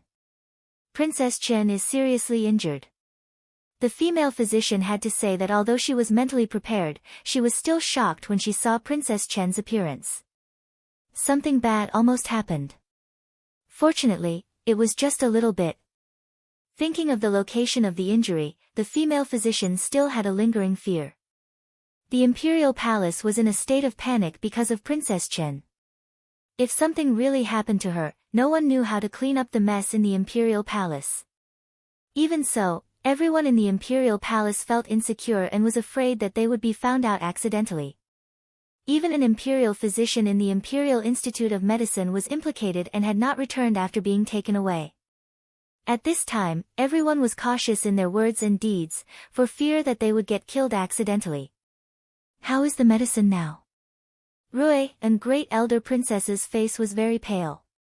Everyone knew that she loved this granddaughter whom she had lost and regained, so it was normal for her to look pale. "The medicine is very good," the female physician said hurriedly. Rui, and great elder princess, stopped asking questions and waved her hand to let her go. The female physician carefully retreated to the door and left Prince Chen's mansion with the imperial physician who brought her here. When they returned to the imperial palace, they went to see the emperor first. The female physician naturally told the truth and did not dare to lie. After hearing it, the emperor asked them to leave and then pondered. Princess Chen was really injured, and she was seriously injured. She almost lost her life, so it really couldn't be related to Chu Luchen. Others didn't know Chu Liuchen's feelings for the young Princess Chen, but the emperor was clear about it. It was also because of Princess Chen that Chu Luchen didn't abandon himself to despair and gradually got better. He didn't listen to what the emperor said and let his health get worse and worse. From this point, it could be seen that Chu Luchen had feelings for Xiao Wanru. It was absolutely impossible for Chu Luchen to hurt Xiao Wanru so badly that he almost killed her. Xiao Wanru was more important than Chu Liuchen's own life. From this point of view, the emperor's last doubt about Chu Luchen was dispelled. It couldn't be Chu Luchen. The emperor only knew that it was impossible for Chu Luchen to hurt Xiao Wanru, but he did not expect that Xiao Wanru took the initiative to stab herself with the sword in order to dispel the emperor's suspicion of Chu Luchen. Chu Luchen wouldn't do anything to her, but it didn't mean that she wouldn't. Moreover, she was proficient in medical skills, so she knew which part looked the most dangerous, but in fact, she could easily avoid the most dangerous part. The emperor never expected that Princess Chen, who looked weak, would be so decisive and so cruel to herself. There were many women in the palace who schemed and plotted against each other. There were also many who were cruel and merciless to others.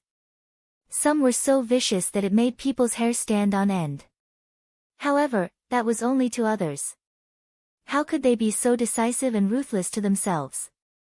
In addition, Xiao Wanru's appearance was the same as Chu Liuchen's, which was originally deceiving.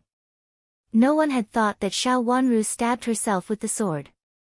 If they didn't suspect Xiao Wanru, they wouldn't suspect that it was Chu Liuchen's man who used the crossbow. In the next few days, the imperial city and the imperial palace were under martial law. Anyone suspicious was immediately arrested and interrogated. They actually found many suspicious people.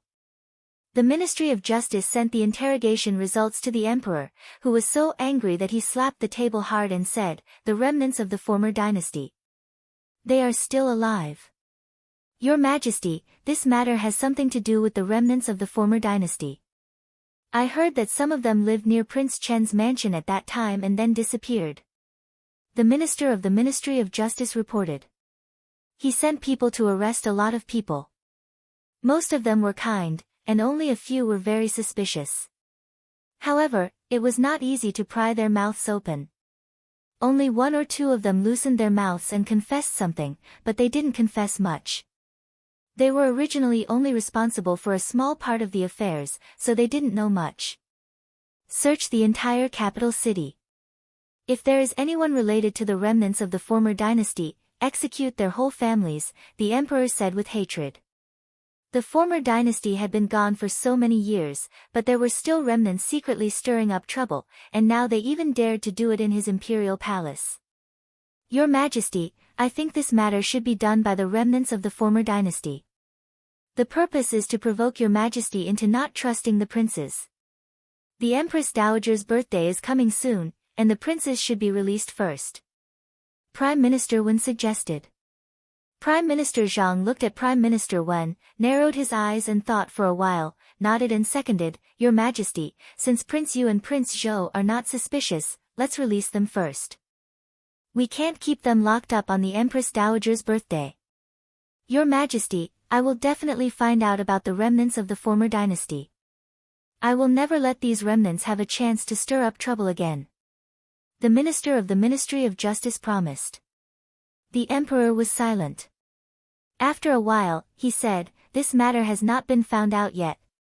Your Majesty, although this matter has not been found out yet, it is certain that it has something to do with the remnants of the former dynasty. The two princes are always locked up like this, which is not good for their reputation. In the future. Prime Minister Zhang paused here. Everyone in the imperial study knew what he meant. If there was no accident, the future throne would inevitably fall on these two princes. At this time, no matter who was locked up, it would always be a stain on the future emperor. Since they found out about the remnants of the former dynasty, they would put all the blame on the remnants of the former dynasty. At least, it would be an explanation. Prime Minister Wen also agreed, Your Majesty, it is better to release the two princes first. The day after tomorrow is the Empress Dowager's birthday. If they are released at this time, on the one hand, it is the affection of the royal family. On the other hand, it also shows that the two princes are very innocent. As for other things, you can investigate secretly. There were some words that Prime Minister Zhang was inconvenient to say, but Prime Minister Wen could say it. Prime Minister Zhang's daughter was going to marry Prince Yu as the princess, so that his status was no longer aloof. Prime Minister Wen was different. He had no direct relationship with the two princes, so it was easier for him to speak fairly.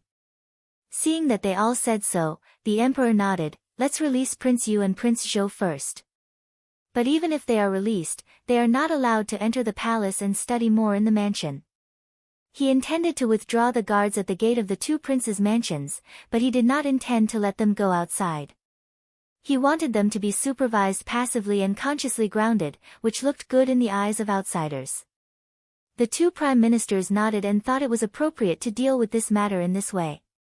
Come on, withdraw the guards in front of the Fengyi Palace. The emperor ordered again. Since Prince Zhou was not suspected, the empress could not be supervised all the time. A eunuch answered and left.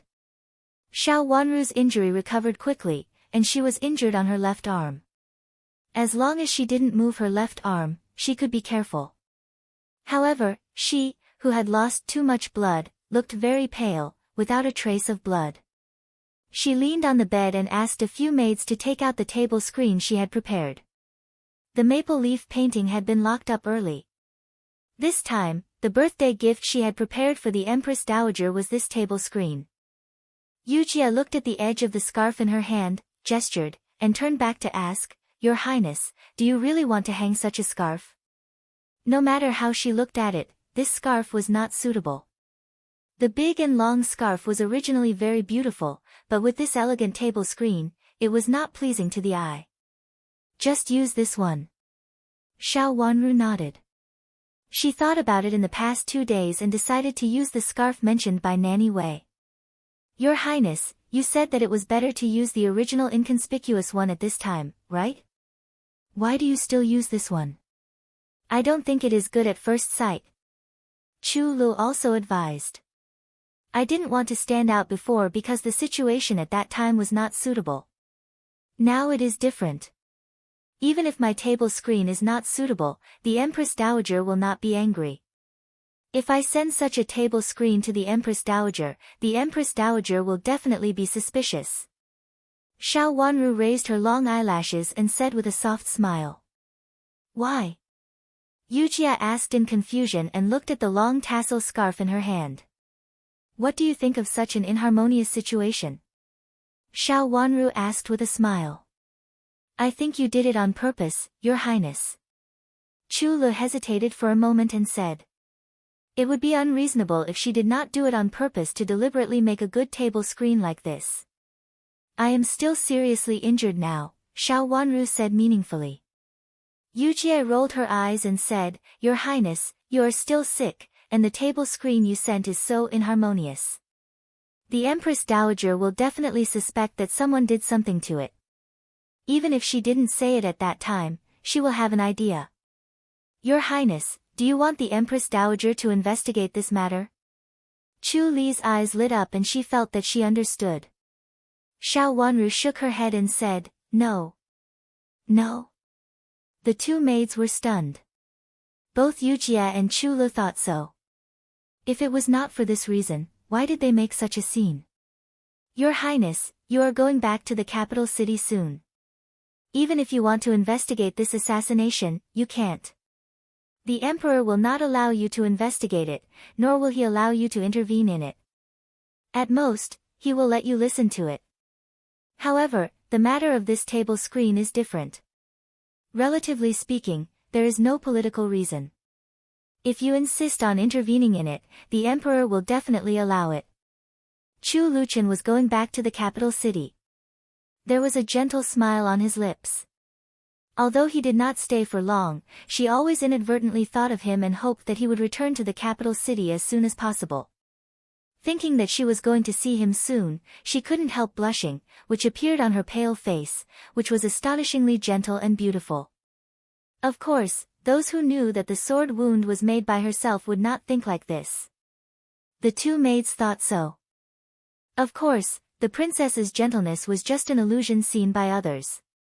No one knew how powerful the princess was. How could she be as weak as ordinary women? Of course, Prince Chen was different. Seeing the smile on Xiao Wanru's face, the two maids couldn't help smiling. His Highness was going back to the capital city, and the princess finally had someone to rely on. In the future, she would not stab them with a sword anymore. That scene almost made the maids faint. After all, no one had expected that the princess would do such a thing at that time, which was not within their expectations. Chapter 1098. The assassination was too serious, and it was impossible for the emperor to let Chu Luqian intervene. Even if Chu Luqian was not suspected, he would not ask about it. But the matter of the table screen was different. It was obviously a frame-up, and it happened before she was assassinated. Wei Dehai was not simple. Xiao Wanru had a hunch that such a small figure, who looked inconspicuous, was actually locked in by many things. If Chu Luqian investigated such a person, it would seem too fussy, and it would make people feel strange. But if there was a reason for it, it would be another matter. On the day of the Empress Dowager's birthday, the Palace of Benevolent and Peaceful was full of joy early in the morning. There was a big banquet in the main hall. It was still early, and no one had come yet. The palace maids were busy, entering the palace from time to time to take something out. Nanny Wei took care of everything and was very busy. When the womenfolk came later, they went to the flower terrace first, and only came to the main hall when the banquet began. The palace gate was opened early, and carriages stopped everywhere. The palace sedan chairs were ready to be parked at the gate of the inner palace. Madams above the fourth level took their misses from the carriages and walked through the long aisle of the palace gate. The older ones got on the palace sedan chairs, and the others chatted on the way to the Empress Dowager's Palace of Benevolent and Peaceful. When they met people who were close to each other, they talked and went in together. In previous years, this was also the most relaxed time in the palace. It could be said that today was the most relaxed day in the entire palace. But today was different. The dull atmosphere in the palace seemed to have subsided a lot, but in fact, it was not. Although the Empress was released to accompany the Empress Dowager, everyone could see that this matter was not over. In previous years, Prince Zhou and Prince Yu entered the palace early to accompany the Empress Dowager. At this time this year, several princes were still outside and were detained by the emperor. In a while, the emperor would bring the ministers and princes in to visit the Empress Dowager, and then the banquet would finally begin. In a garden outside the palace of Benevolent and Peaceful, there was a tall flower terrace. Many rare flowers surrounded the high platform, and the flowers were colorful. Even the air was with a faint fragrance of flowers, which was very pleasant. The weather was very good. When it was neither hot nor cold, the misses were dressed very brightly. It was an opportunity for those who failed in the consort selection or did not participate in it. At that time, several princes chose consorts, and only a few consorts were chosen. Moreover, Prince Xian didn't even choose a consort. Today, Consort Ming was here, and it might be an opportunity. Something happened to Prince Yu and Prince Shou, and many people targeted Prince Xian, who had never been noticed before. At least, Prince Xian was the emperor's son. The position of the crown prince was the most unpredictable thing. Before the truth came to light, it was possible for anyone. Who could say that Prince Xian definitely had no chance? If the throne was not Xian position, it would be Prince's son, Xian's son's son. Many people thought so in their hearts. Young madams were ordered by their parents in the mansion, and they all waited with joy. If concubine Ming or Prince Xian took a fancy to them, they might be the future Princess Xian. Of course, there were also some people who had been optimistic about Prince Yu and Prince Shou. They were interested in the positions of consorts and vice-consorts. In addition, there were also some people who had no intention of pleasing the Empress Dowager. Anyway, the misses sitting in front of the flower terrace were all dressed very well. There were several rows of tables on both sides of the flower terrace. Snacks were placed on the tables, and there were chairs beside the tables for the ladies and misses who came to watch to rest and sit down. Facing the flower terrace, there were several gauze tents. The largest one in the middle was naturally the place where the Empress Dowager, the Empress, and several noble consorts stayed. The one on the right, which was much smaller, was the resting place for the other ranked concubines in the palace. The tent on the left was reserved for the royal princesses, their daughters-in-law, and their granddaughters. Some sharp-eyed people found that there was a very small tent on the side of the Empress Dowager's big tent. There were also people in the small tent. Some people recognized that they were the people around Rui, and great elder princess. No one knew who sent the news that Princess Chen, who was injured, had also come and was resting in that tent. It was said that this was the first time that Princess Chen came to celebrate the Empress Dowager's birthday. She came here with her injury and would go back to rest after presenting the congratulatory gifts. She would not attend the banquet. Everyone knew that Princess Chen was injured. It was said that something serious almost happened. Unexpectedly, Princess Chen would come. This matter had not been settled yet. The emperor's attitude was unclear. The empress and the three princes were implicated together. Speaking of which, it was all because of this Princess Chen. If something happened to her, it was possible that the blame would be shifted to someone else. There were all kinds of opinions. Zhang Qilan couldn't sit still beside Prime Minister Zhang's wife. She put her head close to Luo Xiaowan's ear and said, "Let's go and see Princess Chen, okay?" Luo Xiaowan had wanted to go for a long time, but the mansion didn't let her. It said that no one was allowed to visit Prince Chen's mansion at the moment. Rui, and great elder princess, was guarding Prince Chen's mansion and wanted Princess Chen to have a good rest. Hearing Zhang Qilan's words, she also nodded. The two of them went to the most inconspicuous small tent together. When they arrived at the entrance of the tent, they saw Nanny Gao guarding Rui, and great elder princess. They hurriedly stepped forward and saluted. Nanny Gao also politely returned the salute. "Nanny Gao, is Princess Chen inside?" Zhang Qilan pointed inside and asked in a low voice. Princess Chen is in very bad health. Now she can only force herself to come here. Rui, and great elder princess, asked her to take a rest. Now she is closing her eyes to rest. When the Empress Dowager comes, she will go back after presenting the gifts. Nanny Gao said. There is a bed inside? Zhang Qilan asked in surprise. The Empress Dowager has prepared a bed for our Princess Chen. Otherwise, Princess Chen will not be able to hold on. Princess Chen is filial. Originally, the Empress Dowager told her not to come, but she didn't listen. She will definitely see people presenting gifts to the Empress Dowager. Nanny Gao sighed and said helplessly. Is Princess Chen seriously injured? Luo Xiaowan asked eagerly. The injury is very serious. She almost had an accident. Fortunately, Bodhisattva blessed her. Nanny Gao put her palms together and kept bowing to the air. Her face was full of gratitude. Zhang Qilan took a deep look at Nanny Gao. Seeing her face full of excitement and fear, it seemed that the injury was real. She frowned and said, Nanny Gao, can we go in and see Princess Chen? Nanny Gao looked embarrassed. She looked at Zhang Qilan and Luo Xiaowan, as if she couldn't answer. Luo Xiaowan didn't want to make things difficult for Nanny Gao. She pulled Zhang Qilan's hand and said, Nanny Gao, next time we come to see Princess Chen, you tell her to take good care of herself. Don't leave any bad sequelae. I will. Thank you, Miss Zhang. Thank you, Miss Luo. Nanny Gao nodded and put down her hands. Luo Xiaowan nodded. She pulled Zhang Qilan's hand and motioned her to leave. Zhang Qilan was unwilling to leave. She deliberately turned her head to look at the slightly raised tent. Seeing that Nanny Gao's face showed some displeasure, Luo Xiaowan hurriedly pulled Zhang Qilan away. Their behavior just now was too rude.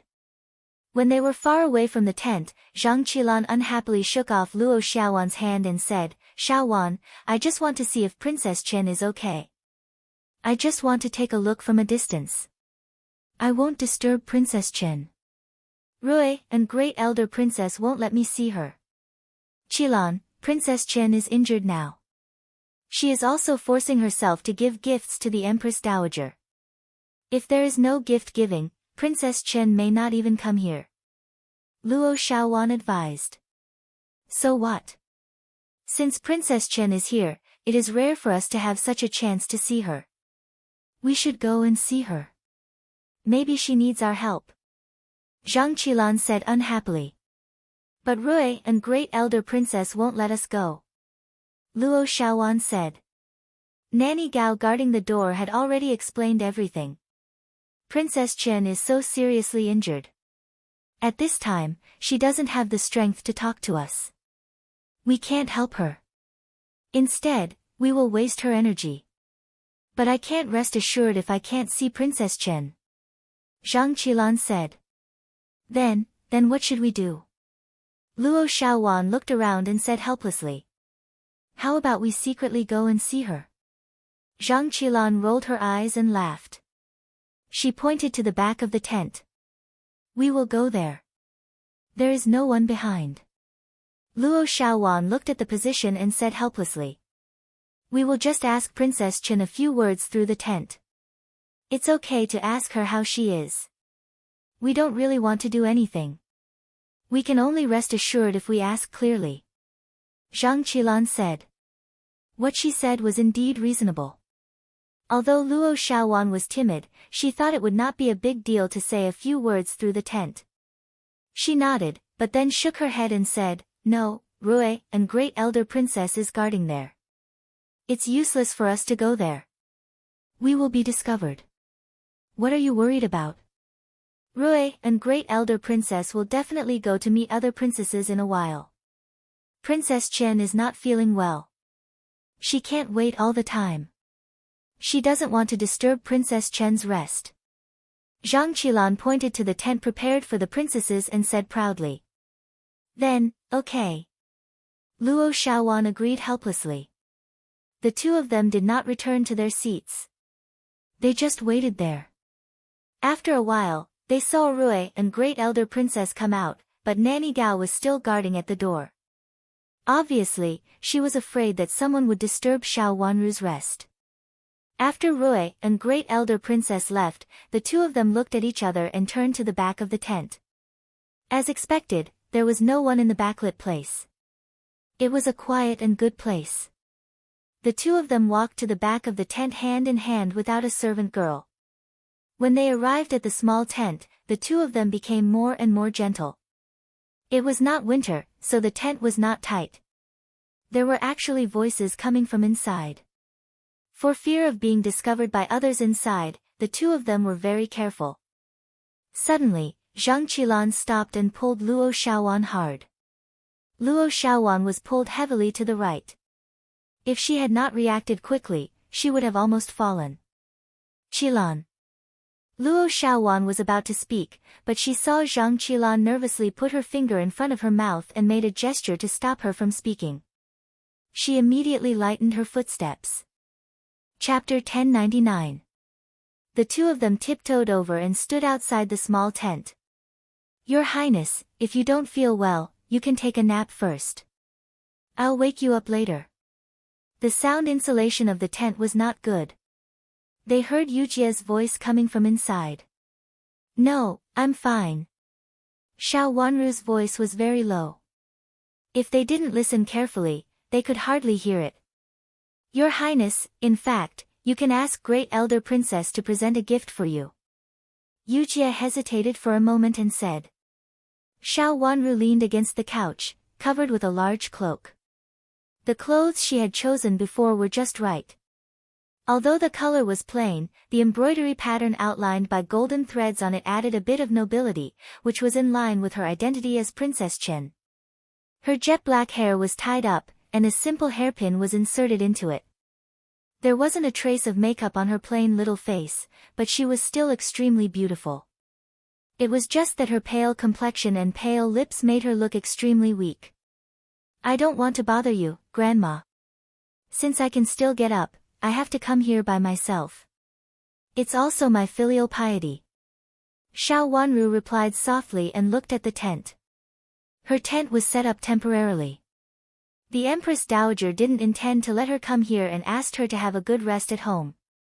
Xiao Wanru insisted on coming, so the Imperial Palace came up with such a temporary idea to set up such a tent for her. They decided that she could rest here and go back when she was tired. The tent was set up temporarily. The current weather was neither hot nor cold, so the material of the tent was relatively thin. What was more coincidental was that the tent was facing the east. The sun had risen, and two figures could be seen through the tent. The figures of two women were standing beside the tent. Xiao Wanru's eyes fell on the shadow of the tent, and Yujia also saw it. After being stunned for a moment, she wanted to walk over, but Xiao Wanru gently waved at her. Yujia immediately understood. When she was about to speak, she suddenly saw Chu Lu, who was guarding outside the tent, come in and report, Your Highness, the Empress is here to see you. As she said, she stepped aside, and the Empress came in with two palace maids. Xiao Wanru put her hands on the edge of the couch and was about to get up. The Emperor reached out to stop her with a smile and said, Don't get up. Why do you get up when you are so seriously injured? Greetings, Your Highness. Xiao Wanru turned sideways on the bed and bowed her head to salute. I was injured, so I didn't salute in time. Please forgive me, Empress. Child, you're so seriously injured. How can you not get up? You coming here today is the greatest show of filial piety to the Empress Dowager.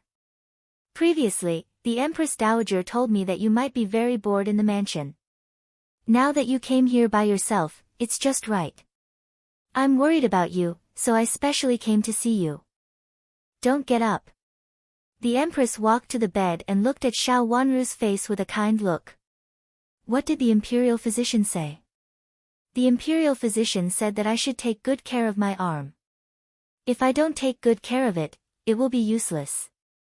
Xiao Wanru lowered her head and said with a bitter smile. If a young girl at the perfect age lost an arm at this time, many people would not be able to bear it. The imperial physician didn't say for sure. He just said that if you take good care of it, there will still be a chance. I heard that Prince Chen has a miracle-working doctor with excellent medical skills. It will be fine to let him treat you. The Empress comforted her. Dr. Qi is not in the capital city. He went out with Prince Chen. I'm afraid that Prince Chen will be in a bad condition on the way. Xiao Wanru forced a smile and said. It could be seen that she was reluctant. In fact, it doesn't have to be so troublesome. Prince Shou sent a good doctor to the imperial palace before, saying that he would help me take care of my body. It happens that I'm not seriously injured, so I brought him here to treat your highness. The Empress said with a smile. A man in the imperial physician's costume came in with a medicine box on his back. After entering the door, he bowed to Xiao Wanru first. Was he worried that she was pretending? Xiao Wanru sneered in her heart.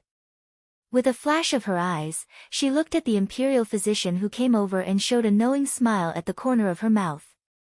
It was a familiar person, Dr. Chiu. Didn't she hear that he had returned to his hometown? Feel Princess Chen's pulse and see how her injury is. See if there are any medicinal materials that she needs. I will do my best to find all the good medicines for her. The Empress ordered. Dr. Chiu answered and stepped forward. Yu Jie took the medical pillow taken out by Dr. Chiu, put Xiao Wanru's hand on it, took a handkerchief to pad her wrist, and then stepped aside. It became quiet in the tent, and everyone's attention fell on first Madame Chiu. After a while, Dr. Chiu put down his hand and looked at Xiao Wanru's face. Xiao Wanru's face was pale, which showed that she was seriously injured. Dr. Chiu had seen 5th Miss Xiao before. At that time, 5th Miss Xiao's face was bright and vivid, but now she only looked fragile and pale. Dr. Chiu, how is she? The Empress asked. This was the doctor sent by her son.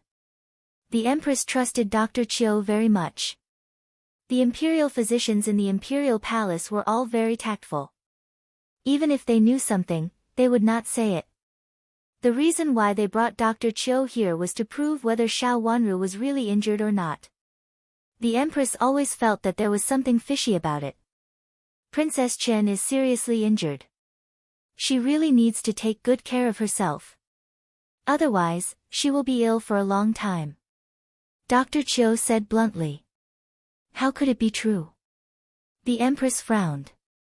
It was too different from what she had expected, so she hesitated for a moment. Your Highness. Xiao Wanru raised her watery eyes and looked at the Empress.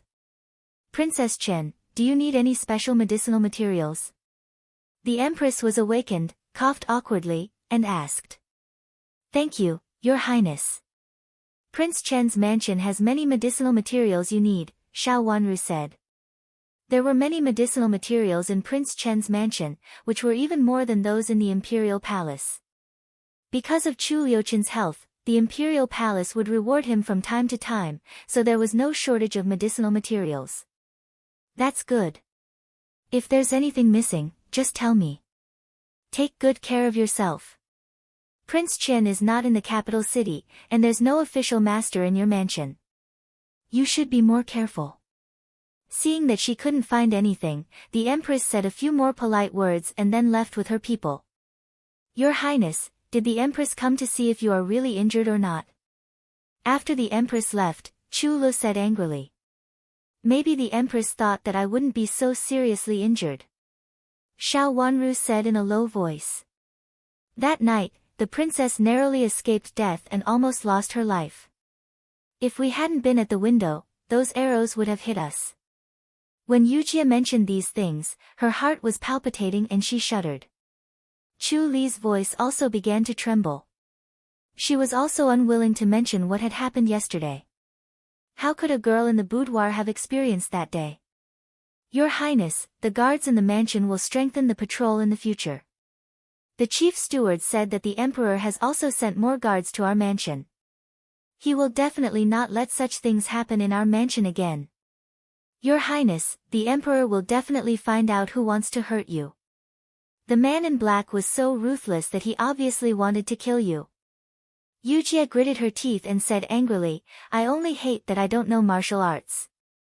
Otherwise, I will definitely find out who wants to hurt you one day. Is Princess Chen here? While the master and servants were talking, another voice came from outside the tent. The voice was so sharp that it was the unique voice of a eunuch in the imperial palace. Yujie hurriedly went out and soon came in with a group of people. Xiao Wanru actually knew the two people in the front. One was concubine De in the imperial palace, and the other was Prince Yu, Chu Luiyue. It was reasonable for concubine De to come, but it was a little impolite for Prince Yu to come in so suddenly.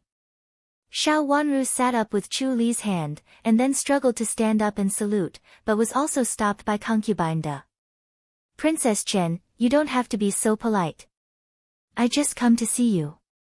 I heard that you were seriously injured before, so I originally wanted to come and see you, but it was inconvenient. Concubine De's smile was more sincere than that of the empress. She looked kind and gentle, which made people feel good about her. A woman who could give birth to the eldest son of the emperor was really not simple. Thank you, concubine De. I'm fine. Xiao Wanru said.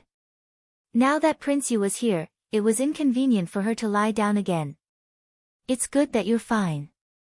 The emperor will definitely find out what happened that night and will never let Princess Chen suffer so much in vain.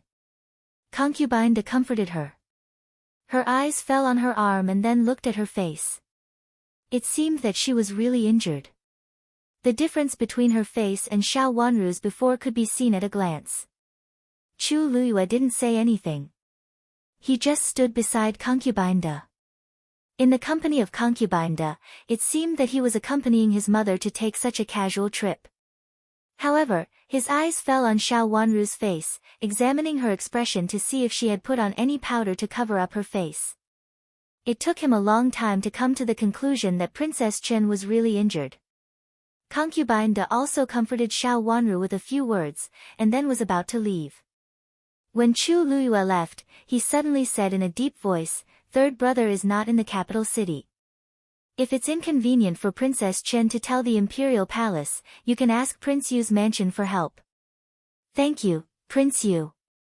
Xiao Wanru thanked him in a low voice. After concubine De and Prince Yu left, the tent became quiet again. Chu Lu held Xiao Wanru's hand and let her lie down again. After lying down, Xiao Wanru sighed in a low voice and looked at the two shadows reflected in the tent. The shadows shook twice, and the two people outside left. Your Highness. Yujie called in a low voice. Xiao Wanru smiled bitterly. Her long eyelashes fluttered twice and she slowly closed her eyes. Tell Nanny Gao that if other concubines come over, tell her that I don't have the strength to entertain guests now. Her injury was not good. If they came to check her one by one, she really couldn't hold on. Yes, I'll inform Nanny Gao right away. Chu Lu nodded and left to tell Nanny Gao, who was guarding outside. Great Elder Princess asked Nanny Gao to stay because she was afraid that someone would disturb Xiao Wanru's rest. Nanny Gao couldn't stop the Empress and concubine De, but she could stop others. Chapter 1100. In a place outside the tent, Zhang Qilan lowered her head and was speechless for a while. She looked at her toes silently with a sad look. Luo Xiaowan had never seen such a look on her face before. She hurriedly reached out to pull her and asked in a panic, Qilan, what's wrong with you? After they left the back of the small tent, they came to this place. They were far away from the tent and could no longer hear the voices in the tent. It was impossible for the tent to hear their voices. Xiaowan, do you think Prince Yu likes me? Zhang Qilan pondered for a while and suddenly asked.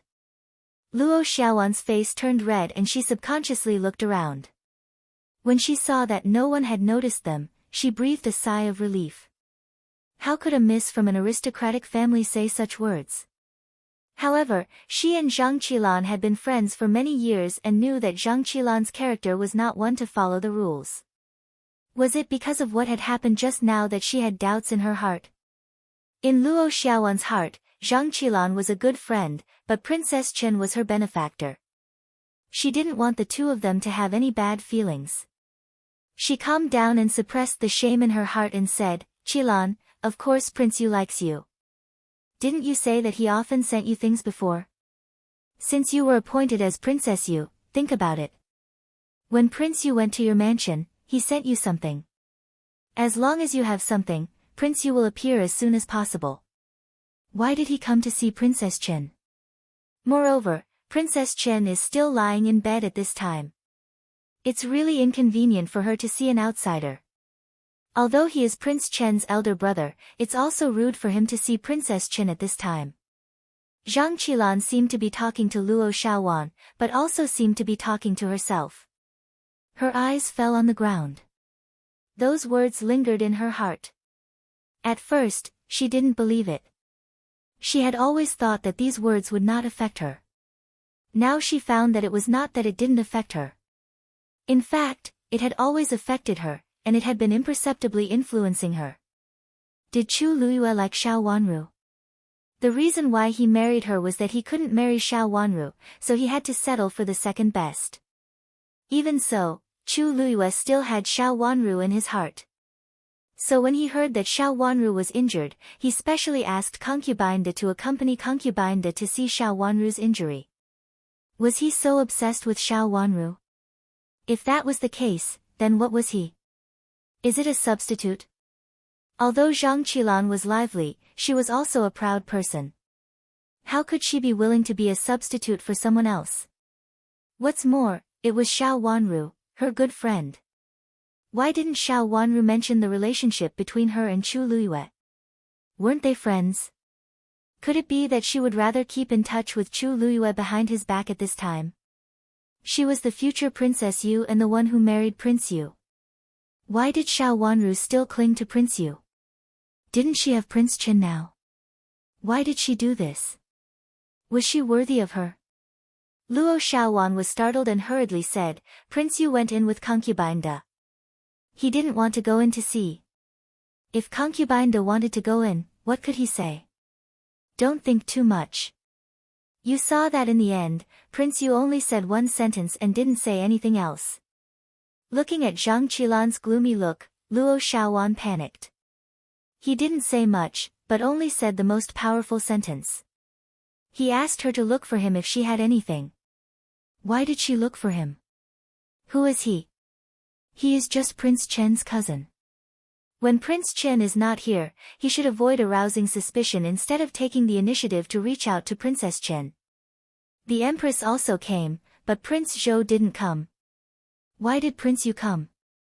Zhang Qilan's eyes turned red and she choked with sobs. The Empress went there, but Prince Zhou didn't come.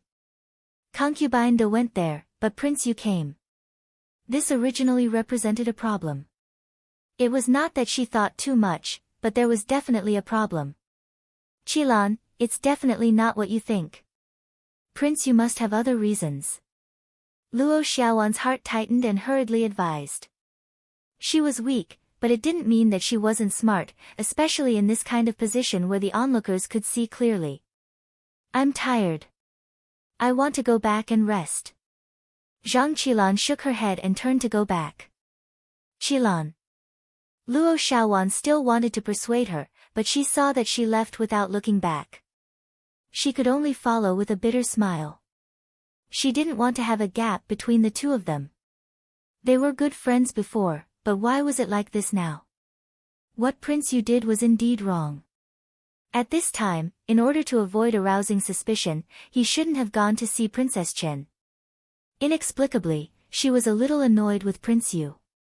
This matter was indeed Prince Yu's fault. Just now, she also heard clearly that Princess Chen had nothing to do with this matter. Zhang Qilan returned to her seat and sat down heavily. Her face was a little ugly. Prime Minister Zhang's wife, who was talking to the lady next to her, noticed her abnormality and asked softly, "What's wrong? Are you uncomfortable?" "Mother, I'm fine. I just have a headache." Zhang Qilan reached out and touched her head. A lady next to her said with concern, "Is Miss Zhang sick?" Although the weather is good recently, it is also the time when the climate changes. It is easy to get sick. This child is a worrisome one. Her body is not bad.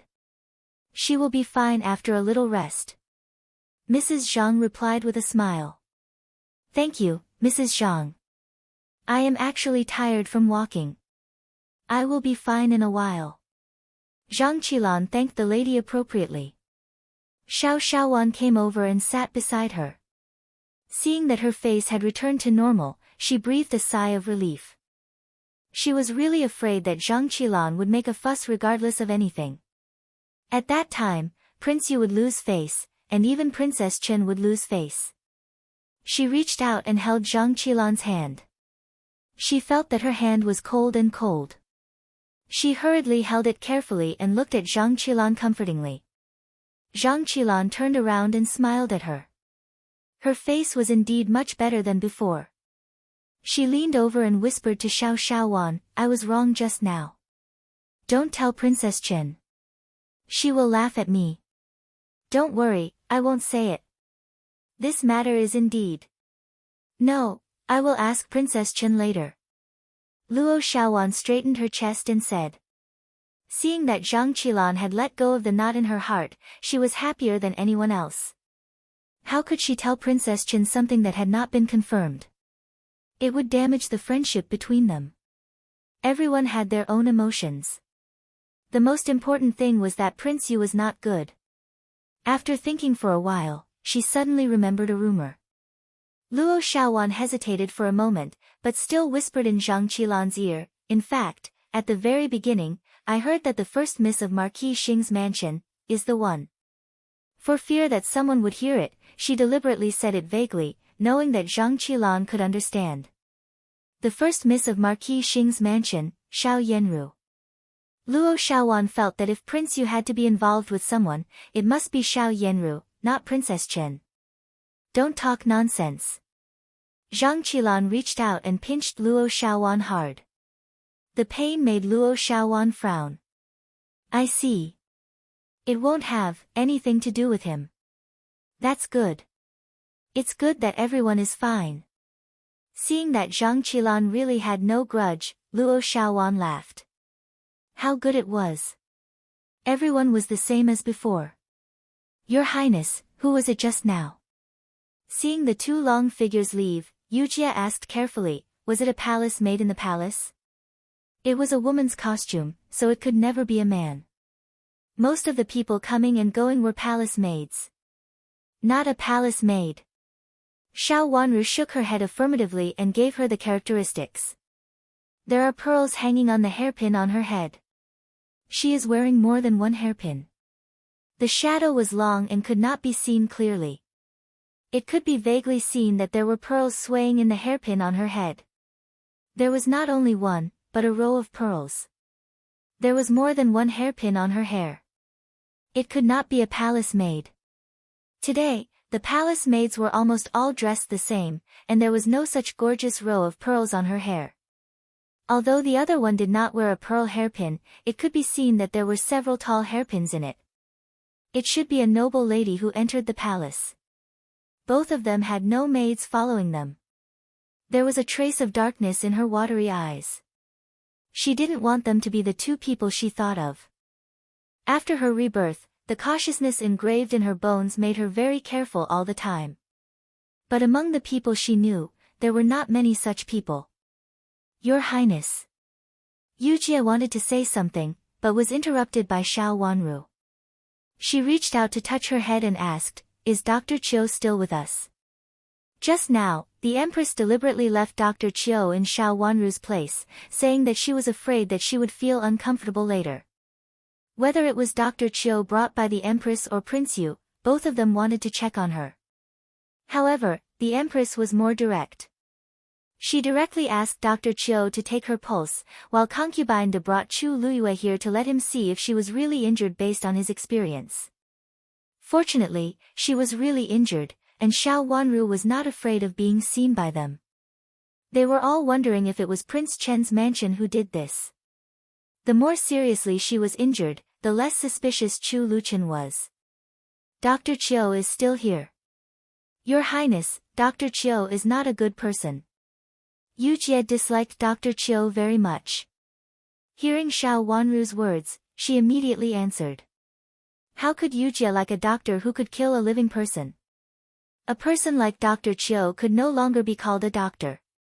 He was more like a killer, the kind of killer who killed people without spilling blood. Xiao Wanru didn't like Dr. Chiu either. With such a person squatting at the entrance of her tent, her entry and exit would be monitored. No one could like him. However, this person was sent by the Empress with such a good reason, so she couldn't refuse him even if she wanted to. Rolling her watery eyes slightly, Xiao Wanru had an idea. She really didn't want Dr. Chiu, so she would ask someone to get rid of him. Dr. Chiu, like Wei Dehai, seemed to be a nobody, but he made Xiao Wanru inexplicably vigilant. Chapter 1101. Qian. Translator, Henyi Translations Editor, Henyi Translations. When Infanta Yuan then came over, she didn't see Dr. Chiu. She was still wearing a veil and her face couldn't be seen clearly. Ruiping Great Elder Princess didn't come over. She came to visit Xiao Wanru alone with her maid. Ruiping Great Elder Princess had taken Infanta Yuan and to Rui and Great Elder Princess's mansion from time to time. Seeing her come over, Nanny Gao didn't stop her and stepped aside to let her in. Infanta Yuan and was very proud. She had heard that when several concubines came over together, they were all rejected by Nanny Gao in the name of Rui and Great Elder Princess. After entering the tent and seeing Xiao Wanru, whose face was pale, Infanta Yuan and was very happy. She took 2 steps forward, sat in the chair beside Xiao Wanru, and said with great concern, "How did Prince Chen get so seriously injured?" "Is it serious?" "I'm fine. Thank you, Infanta Yuan then," Xiao Wanru said in a low voice. She hadn't recovered from her injury, so she didn't dare to speak loudly, looking weak. "Since you are not in good health, why did you come here? Empress Dowager asked you to rest, right?" Seeing Xiao Wanru's look, Infanta Yuan and was so happy that her face almost showed. She managed to suppress the joy in her heart and asked seriously. "Imperial Grandmother didn't allow me to come, but I think it's better for me to come here. It's the first time to celebrate Imperial Grandmother's birthday," Xiao Wanru said softly. Seeing Xiao Wanru smile, Infanta Yuan and felt depressed. Why didn't she stab Xiao Wanru to death? Why did she let Xiao Wanru live? It was said that Prince Zhou was the first one to marry. After all, he was the legitimate son of the imperial palace. Later, Prince Chen somehow got ahead of her. Otherwise, she would be the one to call her imperial grandmother. She could take advantage of Empress Dowager's birthday to get closer to her. After all, the first granddaughter-in-law could always get the elder's favor. But now Xiao Wanru got ahead of her. "It's not good for you to hold on in such a bad condition," Infanta Yuan and said with more and more concern on her face. "The Empress just came and brought me a doctor surnamed Xiu. He doesn't seem to be from the Imperial Palace. I heard that he was sent to the Imperial Palace by Prince Zhou. He is now in the Fengyi Palace. He is waiting outside the door and asked me to turn to him if I need. His medical skills are excellent," Xiao Wanru said with a smile. "Dr. Chiu?" Princess Yuan and asked in surprise. Infanta Yuan and asked in surprise. "Infanta Yuan and also knows about it?" Xiao Wanru asked curiously. How could she not know that when her face was injured, Prince of Zhou specially asked Dr. Chiu to treat her, and the effect was very good. But later, Dr. Chiu said that he was going to return to his hometown, but it turned out that he was not. He actually went to the Fengyi Palace, causing Infanta Yuan and to have to find another doctor. The Empress was not ill at all. Why did she send Dr. Chiu to the palace? Infanta Yuan and was inexplicably annoyed. What did Prince Zhou mean? Was he dissatisfied with her or took a fancy to another girl? How could he be so indifferent to her appearance? How important a girl's appearance was. How could he take Dr. Chiu away from her? Infanta Yuan and suppressed the anger in her heart and asked, "Is the Empress not feeling well?" "Not feeling well? It can't be. The Empress looks very good, but when I entered the imperial palace that day, the empress asked me to see Xiao Baolin. When I was in the imperial palace, the empress asked me to see Xiao Baolin. She is in poor health and is asking an imperial physician to treat her. Xiao Wanru shook her head in confusion and said, the empress is in excellent health. Xiao Yanru. It must be for Xiao Yanru. Infanta Yuan immediately recognized Xiao Yanru. Almost without guessing, she knew that Prince Zhou sent Dr. Qiu to the imperial palace for Xiao Yanru. That bitch even flirted with Prince Zhou. Infanta Yuan pulled her handkerchief hard and could no longer suppress the anger in her heart. She stood up abruptly. I've asked Dr. Qiu to treat my injury before.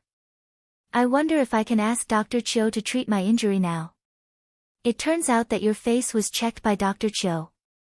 Xiao Wanru said in surprise, Infanta, you'd better ask Dr. Qiu to treat your injury again. I heard that Dr. Qiu has excellent medical skills. Moreover, if you change the doctor, you have to change the dressing. Maybe the medicine of the two doctors will conflict with each other, which is not good for the wound. Thank you, Princess Chen. Infanta Yuan did not stand on ceremony with Xiao Wanru, only feeling that the anger in her heart rose a little. If Xiao Wanru had mentioned someone else, she might not care so much. But Xiao Yanru was not someone else. She was the granddaughter of Ruiping Great Elder Princess, so how could she really know nothing about the relationship between Xiao Yanru and Prince Zhou? However, Ruiping Great Elder Princess advised her that Xiao Yanru had become the emperor's treasure and it was impossible for her to have anything to do with Prince Zhou, so she didn't say anything. Now did it mean that Prince Zhou had contacted Xiao Yanru again? One was ill, and the other used the excuse of treating the empress to get Dr. Qiu into the imperial palace for Xiao Yanru. It must be like this. No wonder Dr. Qiu suddenly took him away after treating her injury. He was afraid that she would be suspicious and said that Dr. Qiu had gone back to his hometown. It was really a good idea. Go back to his hometown. What hometown? He came to the imperial palace to treat Xiao Yanru's injury. Others didn't know about the dispute between Chu Luyue and Chu Liuzhou in the imperial palace, but Infanta Yuan knew something about it. As the future Princess Zhou, how could she not be angry? Xiao Wanru's words touched the softest part of her heart, and she couldn't control her jealousy. After getting out of the tent, she forced a smile to Nanny Gao, who was guarding by her side, and asked, Nanny Gao, have you seen Dr. Qiu? Nanny Gao pointed to the side and said in surprise, Hey! He was in this position just now. Where did he go now? Where did he go? He must have seen her hiding. Sure enough, he had a guilty conscience. Infanta Yuan came over angrily with her servants. As expected, she saw Dr. Qiu hiding aside. When she saw Dr. Qiu's shocked look when he saw her, she knew that he was hiding from her. Infanta Yuan couldn't control the evil fire ignited by Xiao Wanru anymore. She took 2 steps forward and reprimanded, Someone, drag this disrespectful person away and beat him 10 times. She couldn't do anything to Prince Zhou, but she could kill the person instructed by Prince Zhou. She wanted to see how Dr. Qiu would treat Xiao Yanru. As a royal infanta, she certainly didn't need too many reasons to beat a doctor who was not even an imperial physician. Infanta Yuan then. Dr. Qiu still wanted to argue, but he was dragged away by several eunuchs who followed him. Infanta Yuan was the future Princess Zhou and even the future Empress. Everyone in the imperial palace wanted to curry favor with her. Dr. Qiu was beaten inexplicably, but he couldn't find a place to complain. Nai found a young eunuch who looked rather kind-hearted and had him send a message to the Empress's people. Afterwards, he limped back to Fengyi Palace. In his current state, he could not go and stand guard outside Chen Wangfei's residence. It was just a trivial matter that Infanta Yuan beat Dr. Qiu. Before it was reported to the Empress, she was stopped by the Empress's servant.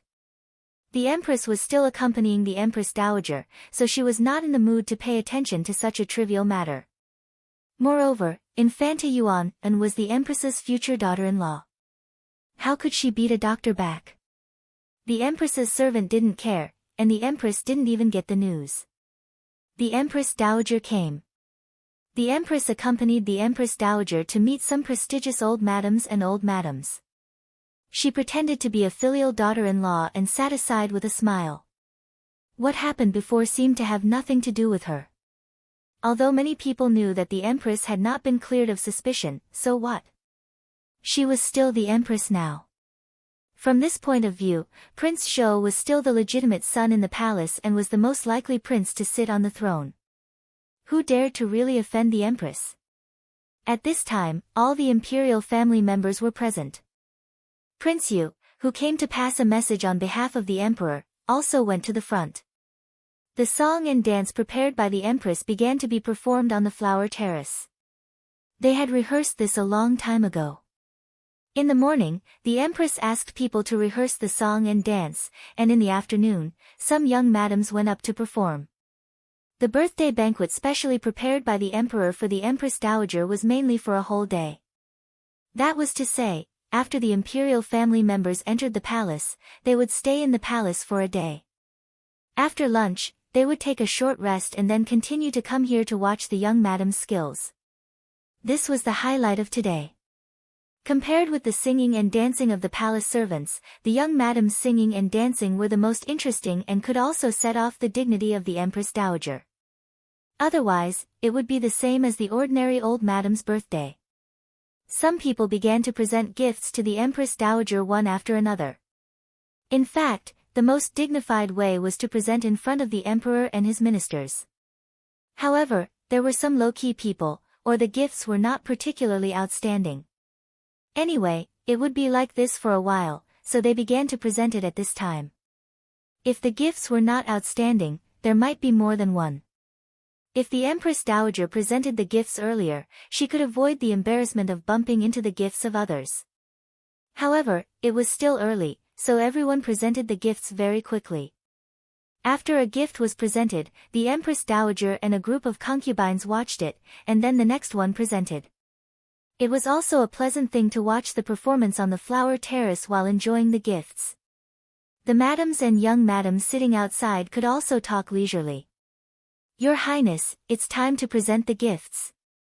After Yujie got the news, she returned to the small tent. Xiao Wanru was waiting there for the news. Hearing Yujie's words, she nodded. This was the best time. She was injured and could not hold on to the banquet for a while. After giving the gifts, she could go back to rest. Because of her injury, even if she did not do well, the Empress Dowager would not say anything. She did not want to waste such a good opportunity. She slightly raised the corners of her mouth to show a calm smile, reached out to put her hand on Chu Li's hand, and said, "Help me up. I want to present the gifts in person." Today, she came to present the gifts, which represented her sincerity. Since she came to present the gifts, of course, she had to do it properly. Chapter 1102. The Empress Dowager was in the big tent in the middle. Some people with high status in the two tents on the side also came over. Some royal princesses and with high status also came over to accompany the Empress Dowager. Everyone accompanied the Empress Dowager and talked with her. From time to time, the Empress Dowager heard some particularly funny words, which made the Empress Dowager laugh. A few gifts had been sent over, and the madam of the sending mansion accompanied them. After she was done, she left. Nanny Gao hurriedly came in from outside and whispered in the Empress Dowager's ear. The Empress Dowager nodded with a smile and said, "Let Princess Chen in." Nanny Gao nodded and left.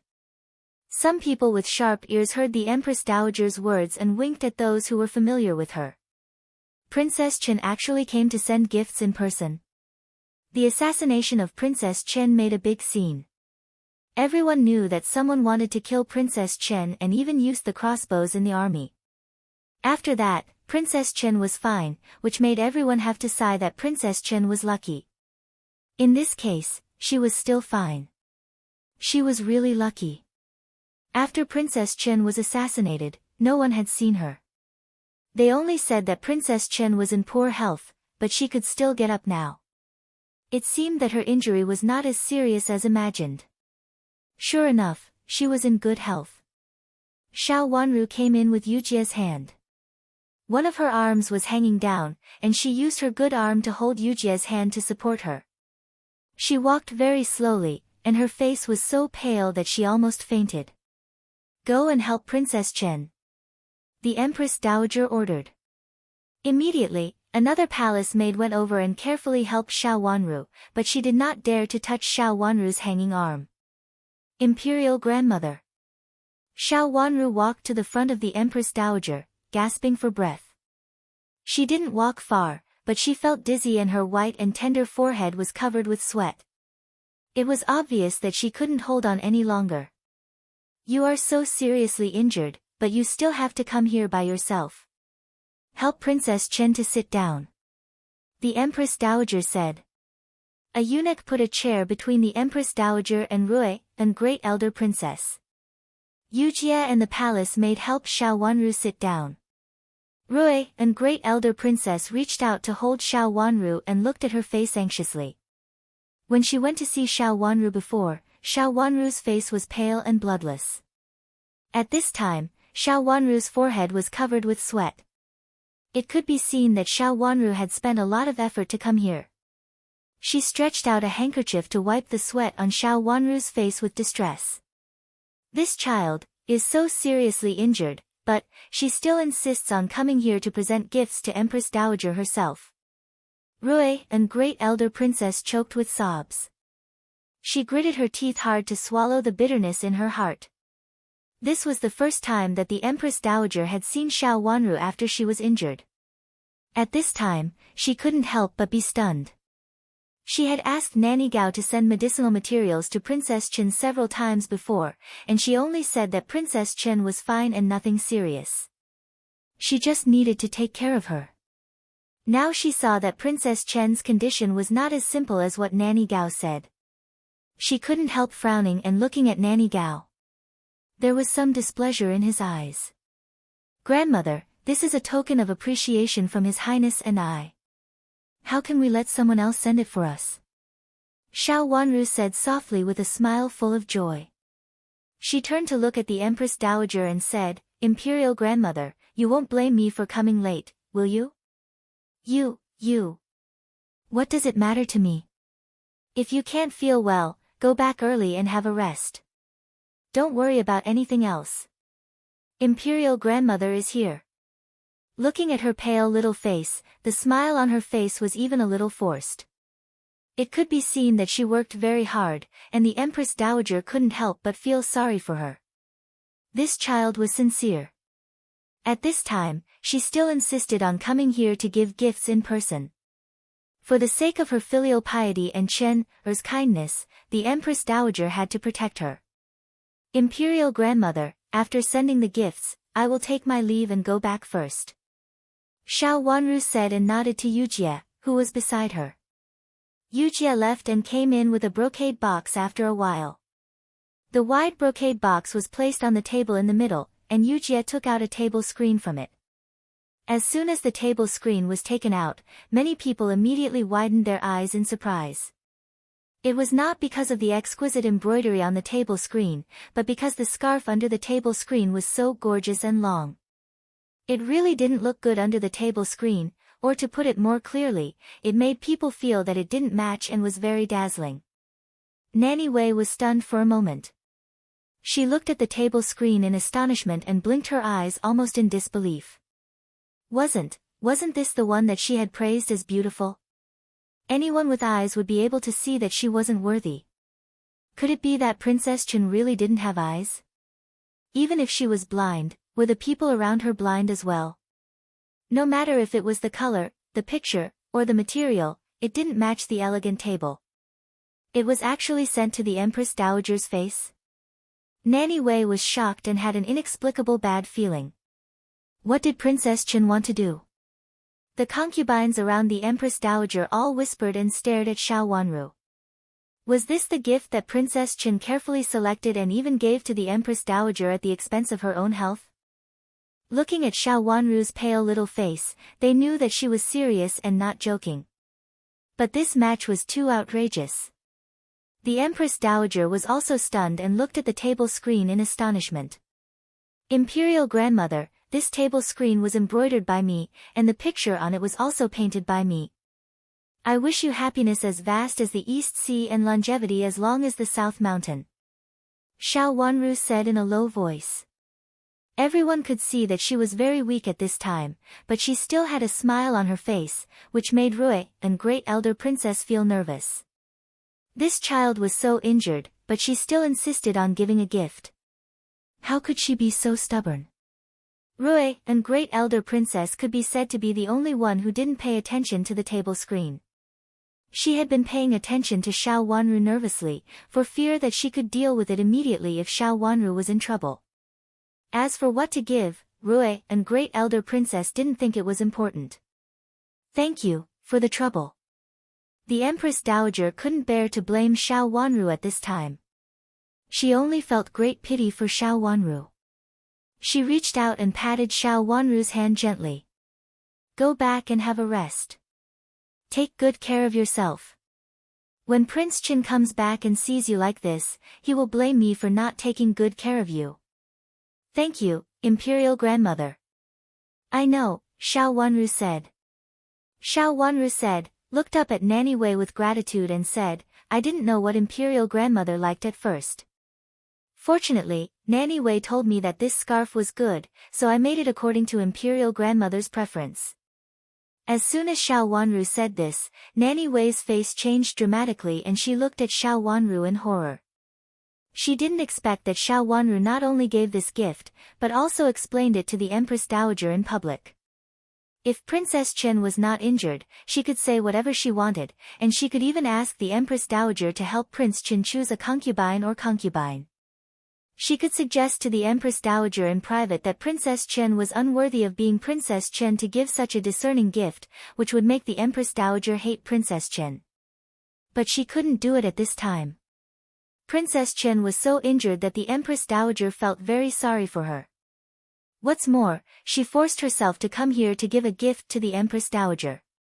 No matter how bad her gift was, the Empress Dowager would like it. Even if she slandered the Empress Dowager, who would believe that Princess Chen was not sincere when she came to celebrate the Empress Dowager's birthday with such an injury? Empress Dowager, I didn't say that. Nanny Wei thought so in her heart. Her legs went soft and she knelt down. Did Princess Chen misunderstand what I meant? I made a mistake. Xiao Wanru was a little confused.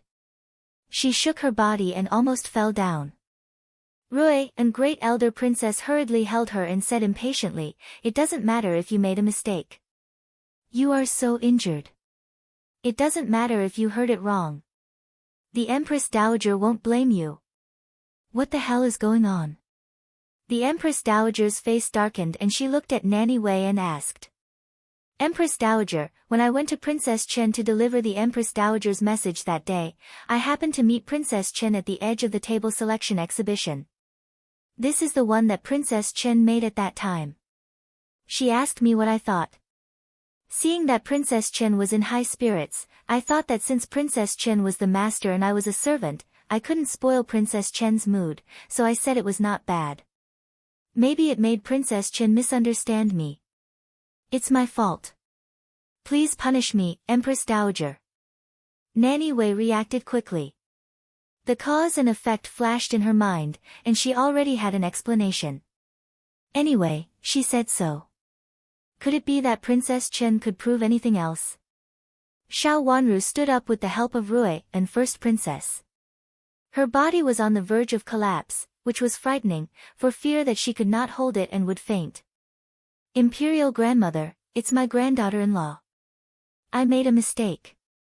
If Imperial Grandmother doesn't like it, I can make another one. She didn't defend herself. Because she used so much strength, cold sweat began to appear on her forehead again. Several concubines nearby could see clearly that compared with Nanny Wei's words, her words were almost a confession. However, looking at her situation, thinking about Nanny Wei's words and her calm look at the moment, many people inexplicably felt that Nanny Wei deliberately set up a trap to make Princess Chen lose face. They couldn't help looking at Nanny Wei with vigilance in their eyes. If this matter fell on them, they were afraid that they would also be fooled like Princess Chen. After all, the person who said this was the Empress Dowager's personal nanny, who was the Empress Dowager's confidant. Needless to say, this nanny Wei was up to no good and deliberately hurt Princess Chen. How can I not like what I like? Go back and have a rest first. We'll talk about this later. I'll reward you later. The Empress Dowager said gently, waved her hand, and motioned for Nanny Wei to get up. At the same time, she ordered someone to send Xiao Wanru back. It seemed that Xiao Wanru couldn't hold on any longer. Seeing the Empress Dowager's smiling face, Xiao Wanru was relieved to go back. She first went to the tent on the side to have a rest. She wanted to ask someone to help her get on the soft sedan chair and return to Prince Chen's mansion from the side door when she had enough rest.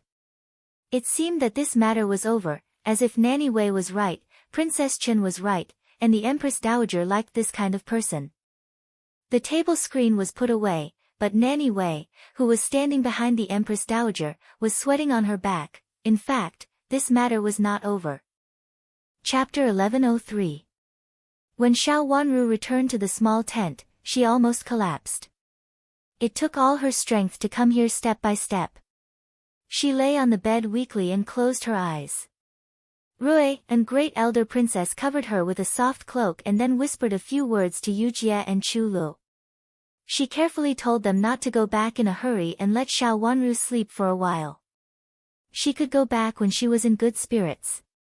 If she was in good spirits, she could come over later to watch the performance in the afternoon, but she didn't have to run around like now. The tents were all in the middle.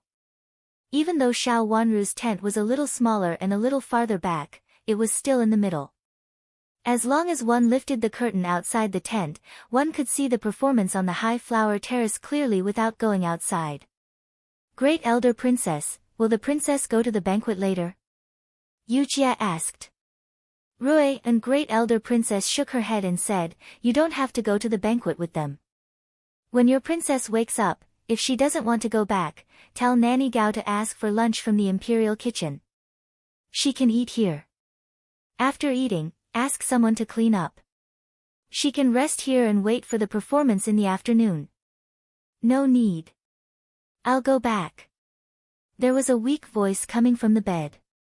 Xiao Wanru felt dizzy.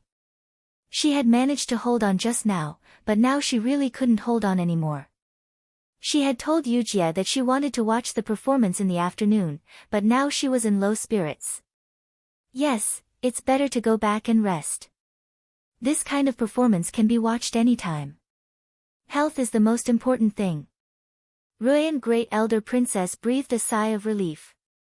She was really afraid that Xiao Wanru would insist on watching the fun. After all, Xiao Wanru was a young girl, and she might not necessarily leave at this time. It was best for Xiao Wanru to propose it herself. He came over and pulled Xiao Wanru's cloak for her again. He sighed heavily and said, alas, you, Rui, and Great Elder Princess didn't know what to say when Xiao Wanru was injured to this extent but still managed to hold on. Her eyes fell on Xiao Wanru's pale and almost transparent face and she felt a lump in her throat. If it weren't for the child's parents who died early, such a child should still be acting coquettishly in her parents' arms at this time. How could she be so sensible? Even though he was injured to this extent, he still forced himself to come over to congratulate the Empress Dowager. The more one thought about it, the more one's heart ached for such a sensible child. Grandma, I'm fine. Xiao Wanru couldn't open her eyes either, so she could only say in a low voice. It was not that she didn't want to open her eyes, but that she couldn't. Just now at the Empress Dowager's place, she used up all her strength. She didn't even hear the footsteps of Rui and Great Elder Princess leaving and slowly fell asleep.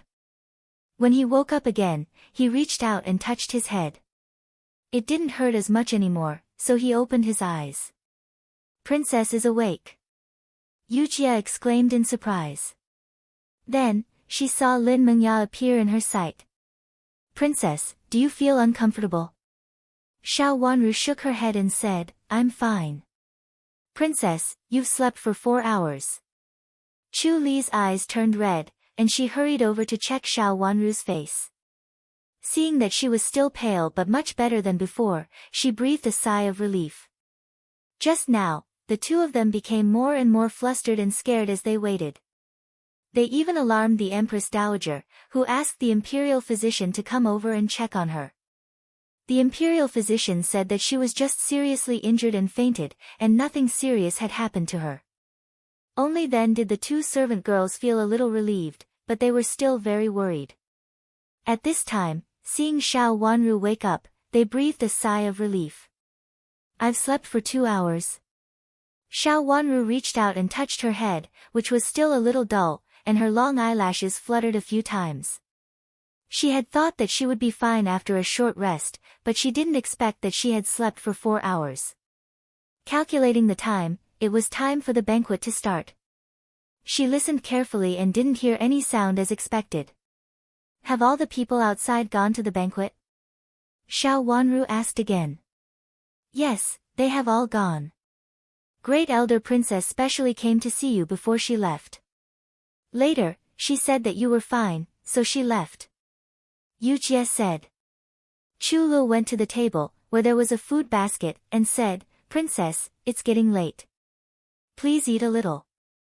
If you are still in good spirits, we will stay and have a look. If you are not in good spirits, we will go back." Great Elder Princess said that there is nothing to see.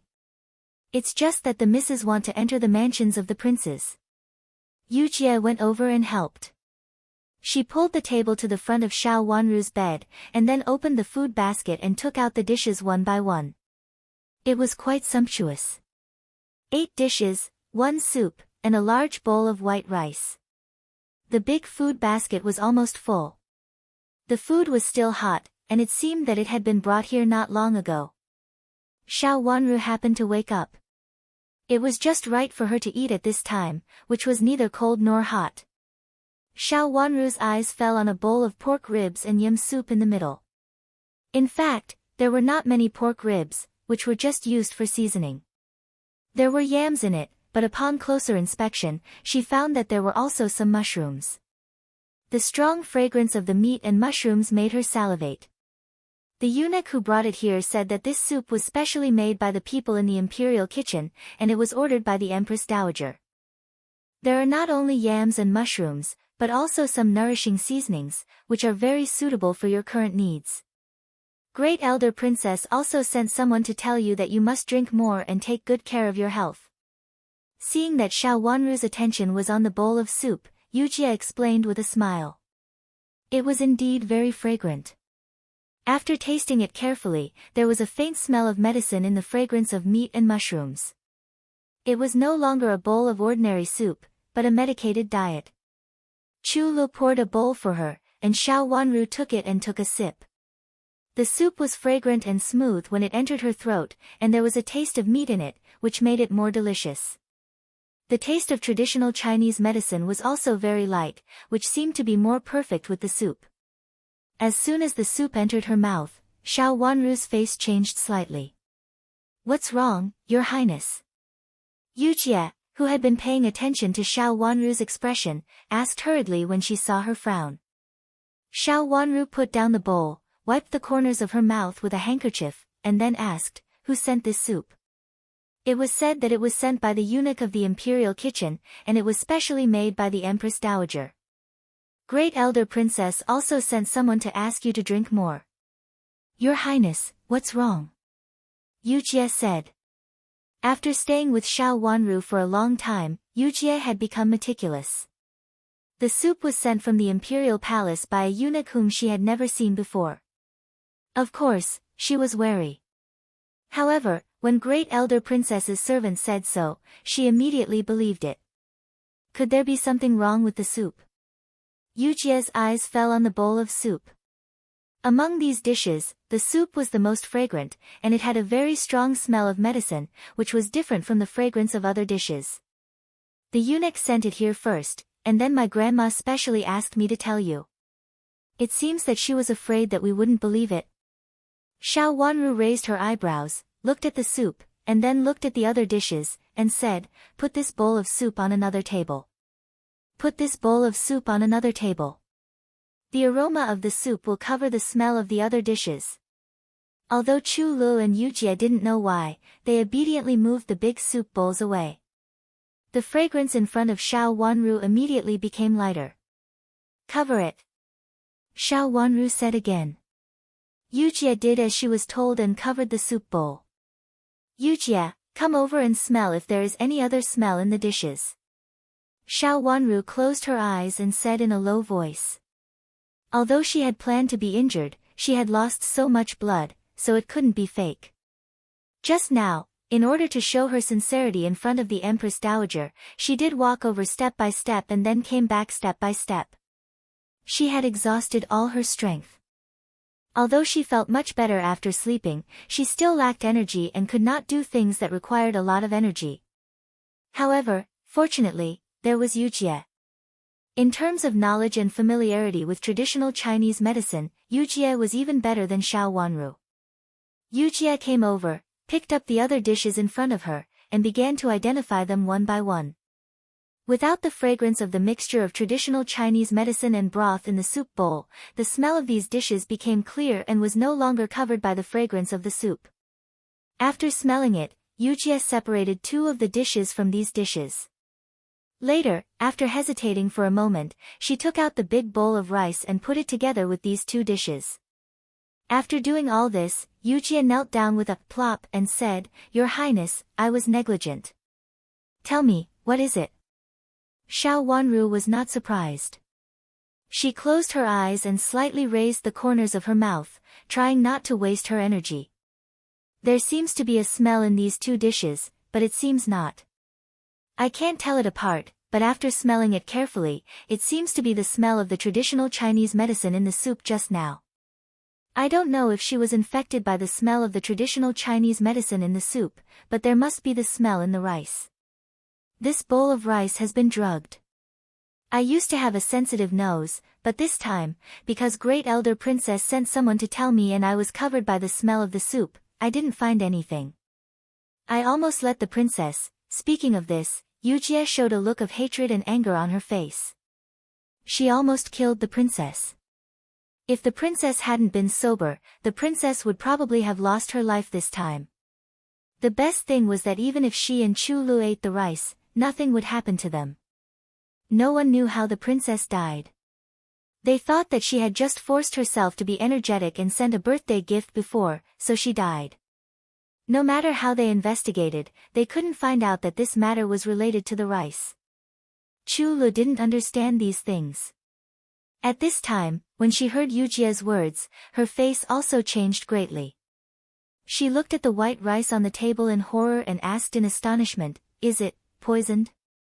Who wants to hurt the princess? Didn't the Empress Dowager specially order it to be done? Even the people in the imperial kitchen were used? No, is the imperial kitchen the place with the most powerful supervision? The imperial kitchen was the most important place in the imperial palace. The people of the imperial family had always been afraid that people would poison their food. Therefore, the people in the imperial kitchen were checked very clearly. Only those who were clean and had not done anything wrong could enter the imperial kitchen. In addition, the emperor would send people to check from time to time. The purpose was to ensure that there was no problem with the food.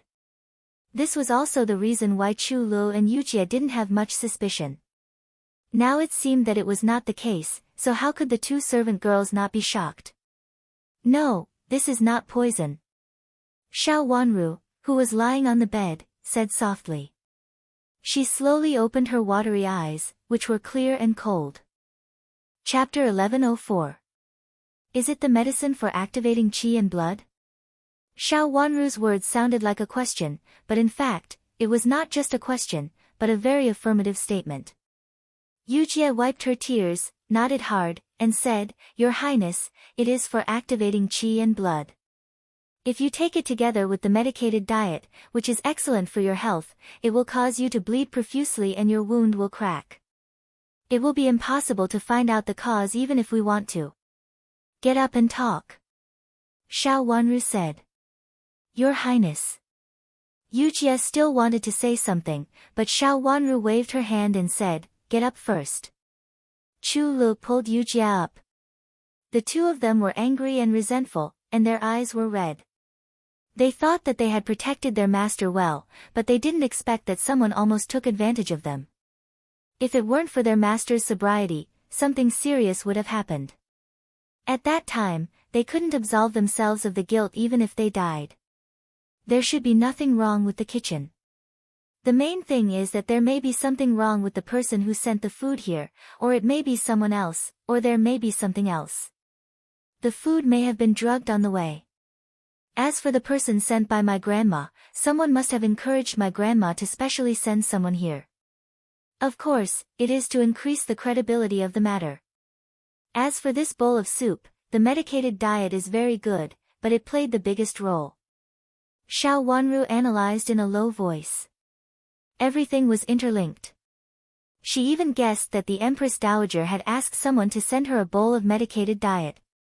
This person also knew the Empress Dowager's character. Now that she was injured, it was necessary to send a bowl of soup, and of course, it would be best to send a medicated diet. Seeing her previous situation, the Empress Dowager would definitely ask the Imperial Kitchen to send a bowl of soup. The medicated diet naturally had the smell of Chinese medicine. Although there was also some smell of medicine sprinkled into the rice, it was not obvious among so many dishes and medicine smells. Another point was that the person who drugged the food did not know which dish Xiao Wanru liked to eat. In Xiao Wanru's current situation, she would not eat much. If she didn't eat the food, the person's plot would fail. So the person sprinkled the medicine on the rice. Even if she had no appetite, the two maids would persuade her to eat some. After all, she was recuperating now, so she should eat more. "Your Highness, who on earth wants to kill you?" Yujie gnashed her teeth and said. "This person should know that I know medicine. Otherwise, he wouldn't have used the aroma of the soup to cover the smell.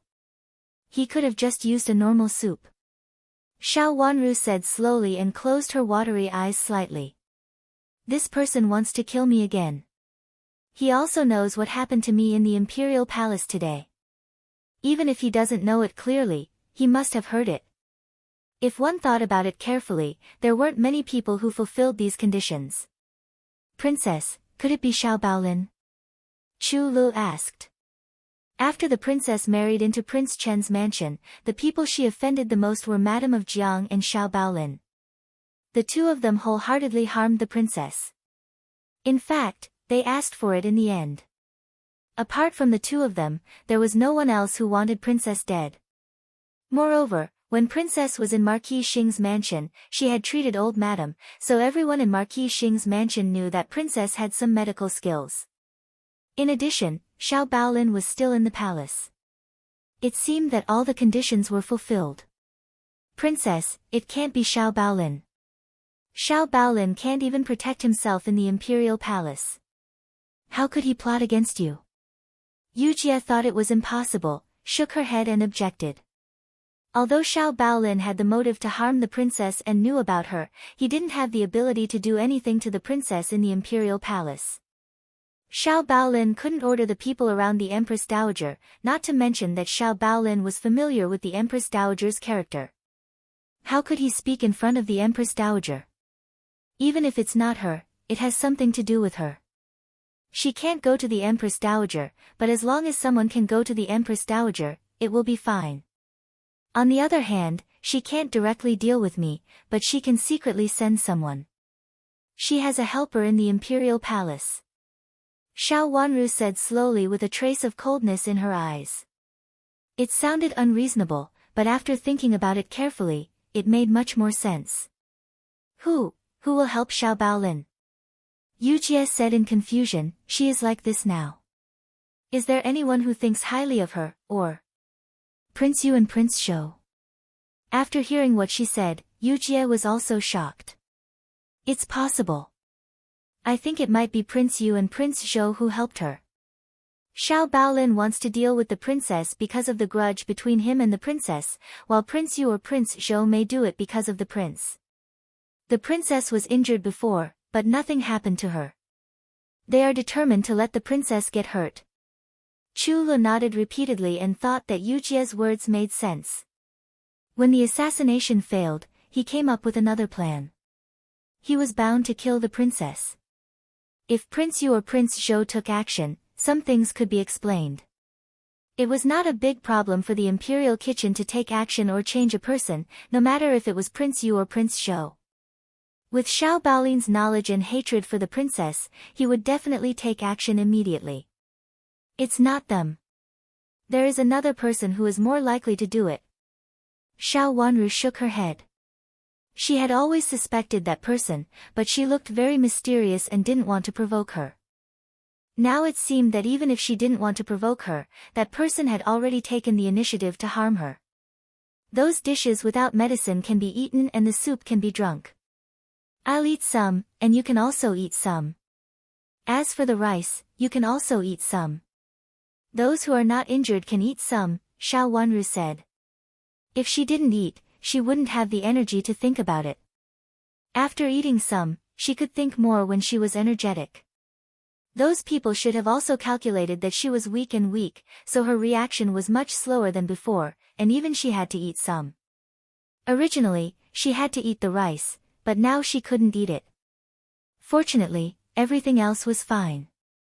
Yujie and Chu Lu hurriedly helped Xiao Wanru to get up. After she sat down, Yujie brought over the two suspicious dishes and let Xiao Wanru smell them. Xiao Wanru shook her head. In fact, it was fine. It was the smell of the soup, which seemed to have the smell of medicine. It should be put in the same layer as the soup bowls. After a long time, there was such a strong smell of medicine, as if they had been drugged. The soup bowls were moved over again. The three of them ate a little and stopped. Xiao Wanru felt a little more energetic after her stomach was full. She frowned slightly. Was it just to deal with her? They used such a big force and even used the power of the palace just to deal with a useless Princess Chen. She was seriously injured. Even if something really happened, it wouldn't be too surprising. Today was the Empress Dowager's birthday. She had deliberately said that she would come to present the birthday gift in person. It was true that they could kill her if they schemed against her, but what else could they do? She reached out to rub the space between her eyebrows. In her last life, she really didn't inquire about this kind of thing. Of course, she wouldn't inquire about this kind of thing at that time. She only occasionally heard from the palace servants that she entered the palace in the year of the consort selection. It had been 3 years since then, and whatever happened in the palace had passed. Such a thing was not something that the palace servants could casually talk about. So, was it true that only the maple leaf painting happened on the Empress Dowager's birthday? Was there anything else? Prince Zhou rebelled. Prince Zhou was forced to rebel. Right? What made Prince Zhou and the Empress feel that there was no way out and only rebelling was the best way? The maple leaf painting also happened in this life. Although it was limited to the smallest scope and not many people knew about it, it still happened and the Empress was involved. However, even with this incident, she was suspected of being assassinated by someone sent by Prince Zhou. The Empress was still the Empress, and Prince Zhou was still the legitimate son of the palace. In any case, Prince Zhou and the Empress were not forced to a dead end, and they didn't need to rebel. But what if something happened at this time and the Empress and Prince Zhou were blamed? For example, her own death. She suddenly thought of something, and a trace of cold hostility flashed across her watery eyes. Forcing Prince Zhou to rebel with her own life?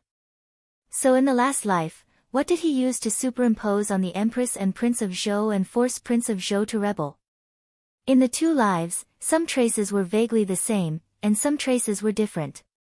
In addition, with the loss of memory, Xiao Wanru couldn't remember the specific situation. If she guessed correctly, it should be the Empress who told her grandma to send someone to warn her. Yujie, Chu Lu, if you see the person who delivers lunch again, will you recognize him? Xiao Wanru suddenly asked. Yujie and Chu Lu looked at each other and nodded affirmatively. Your Highness, Chu Lu and I were afraid that something would happen just now, so we took a few more glances and remembered that person's appearance. This person was probably also a eunuch in the Empress's palace. If she couldn't find out everything, she would die in vain. If she could find out, it would involve the Empress.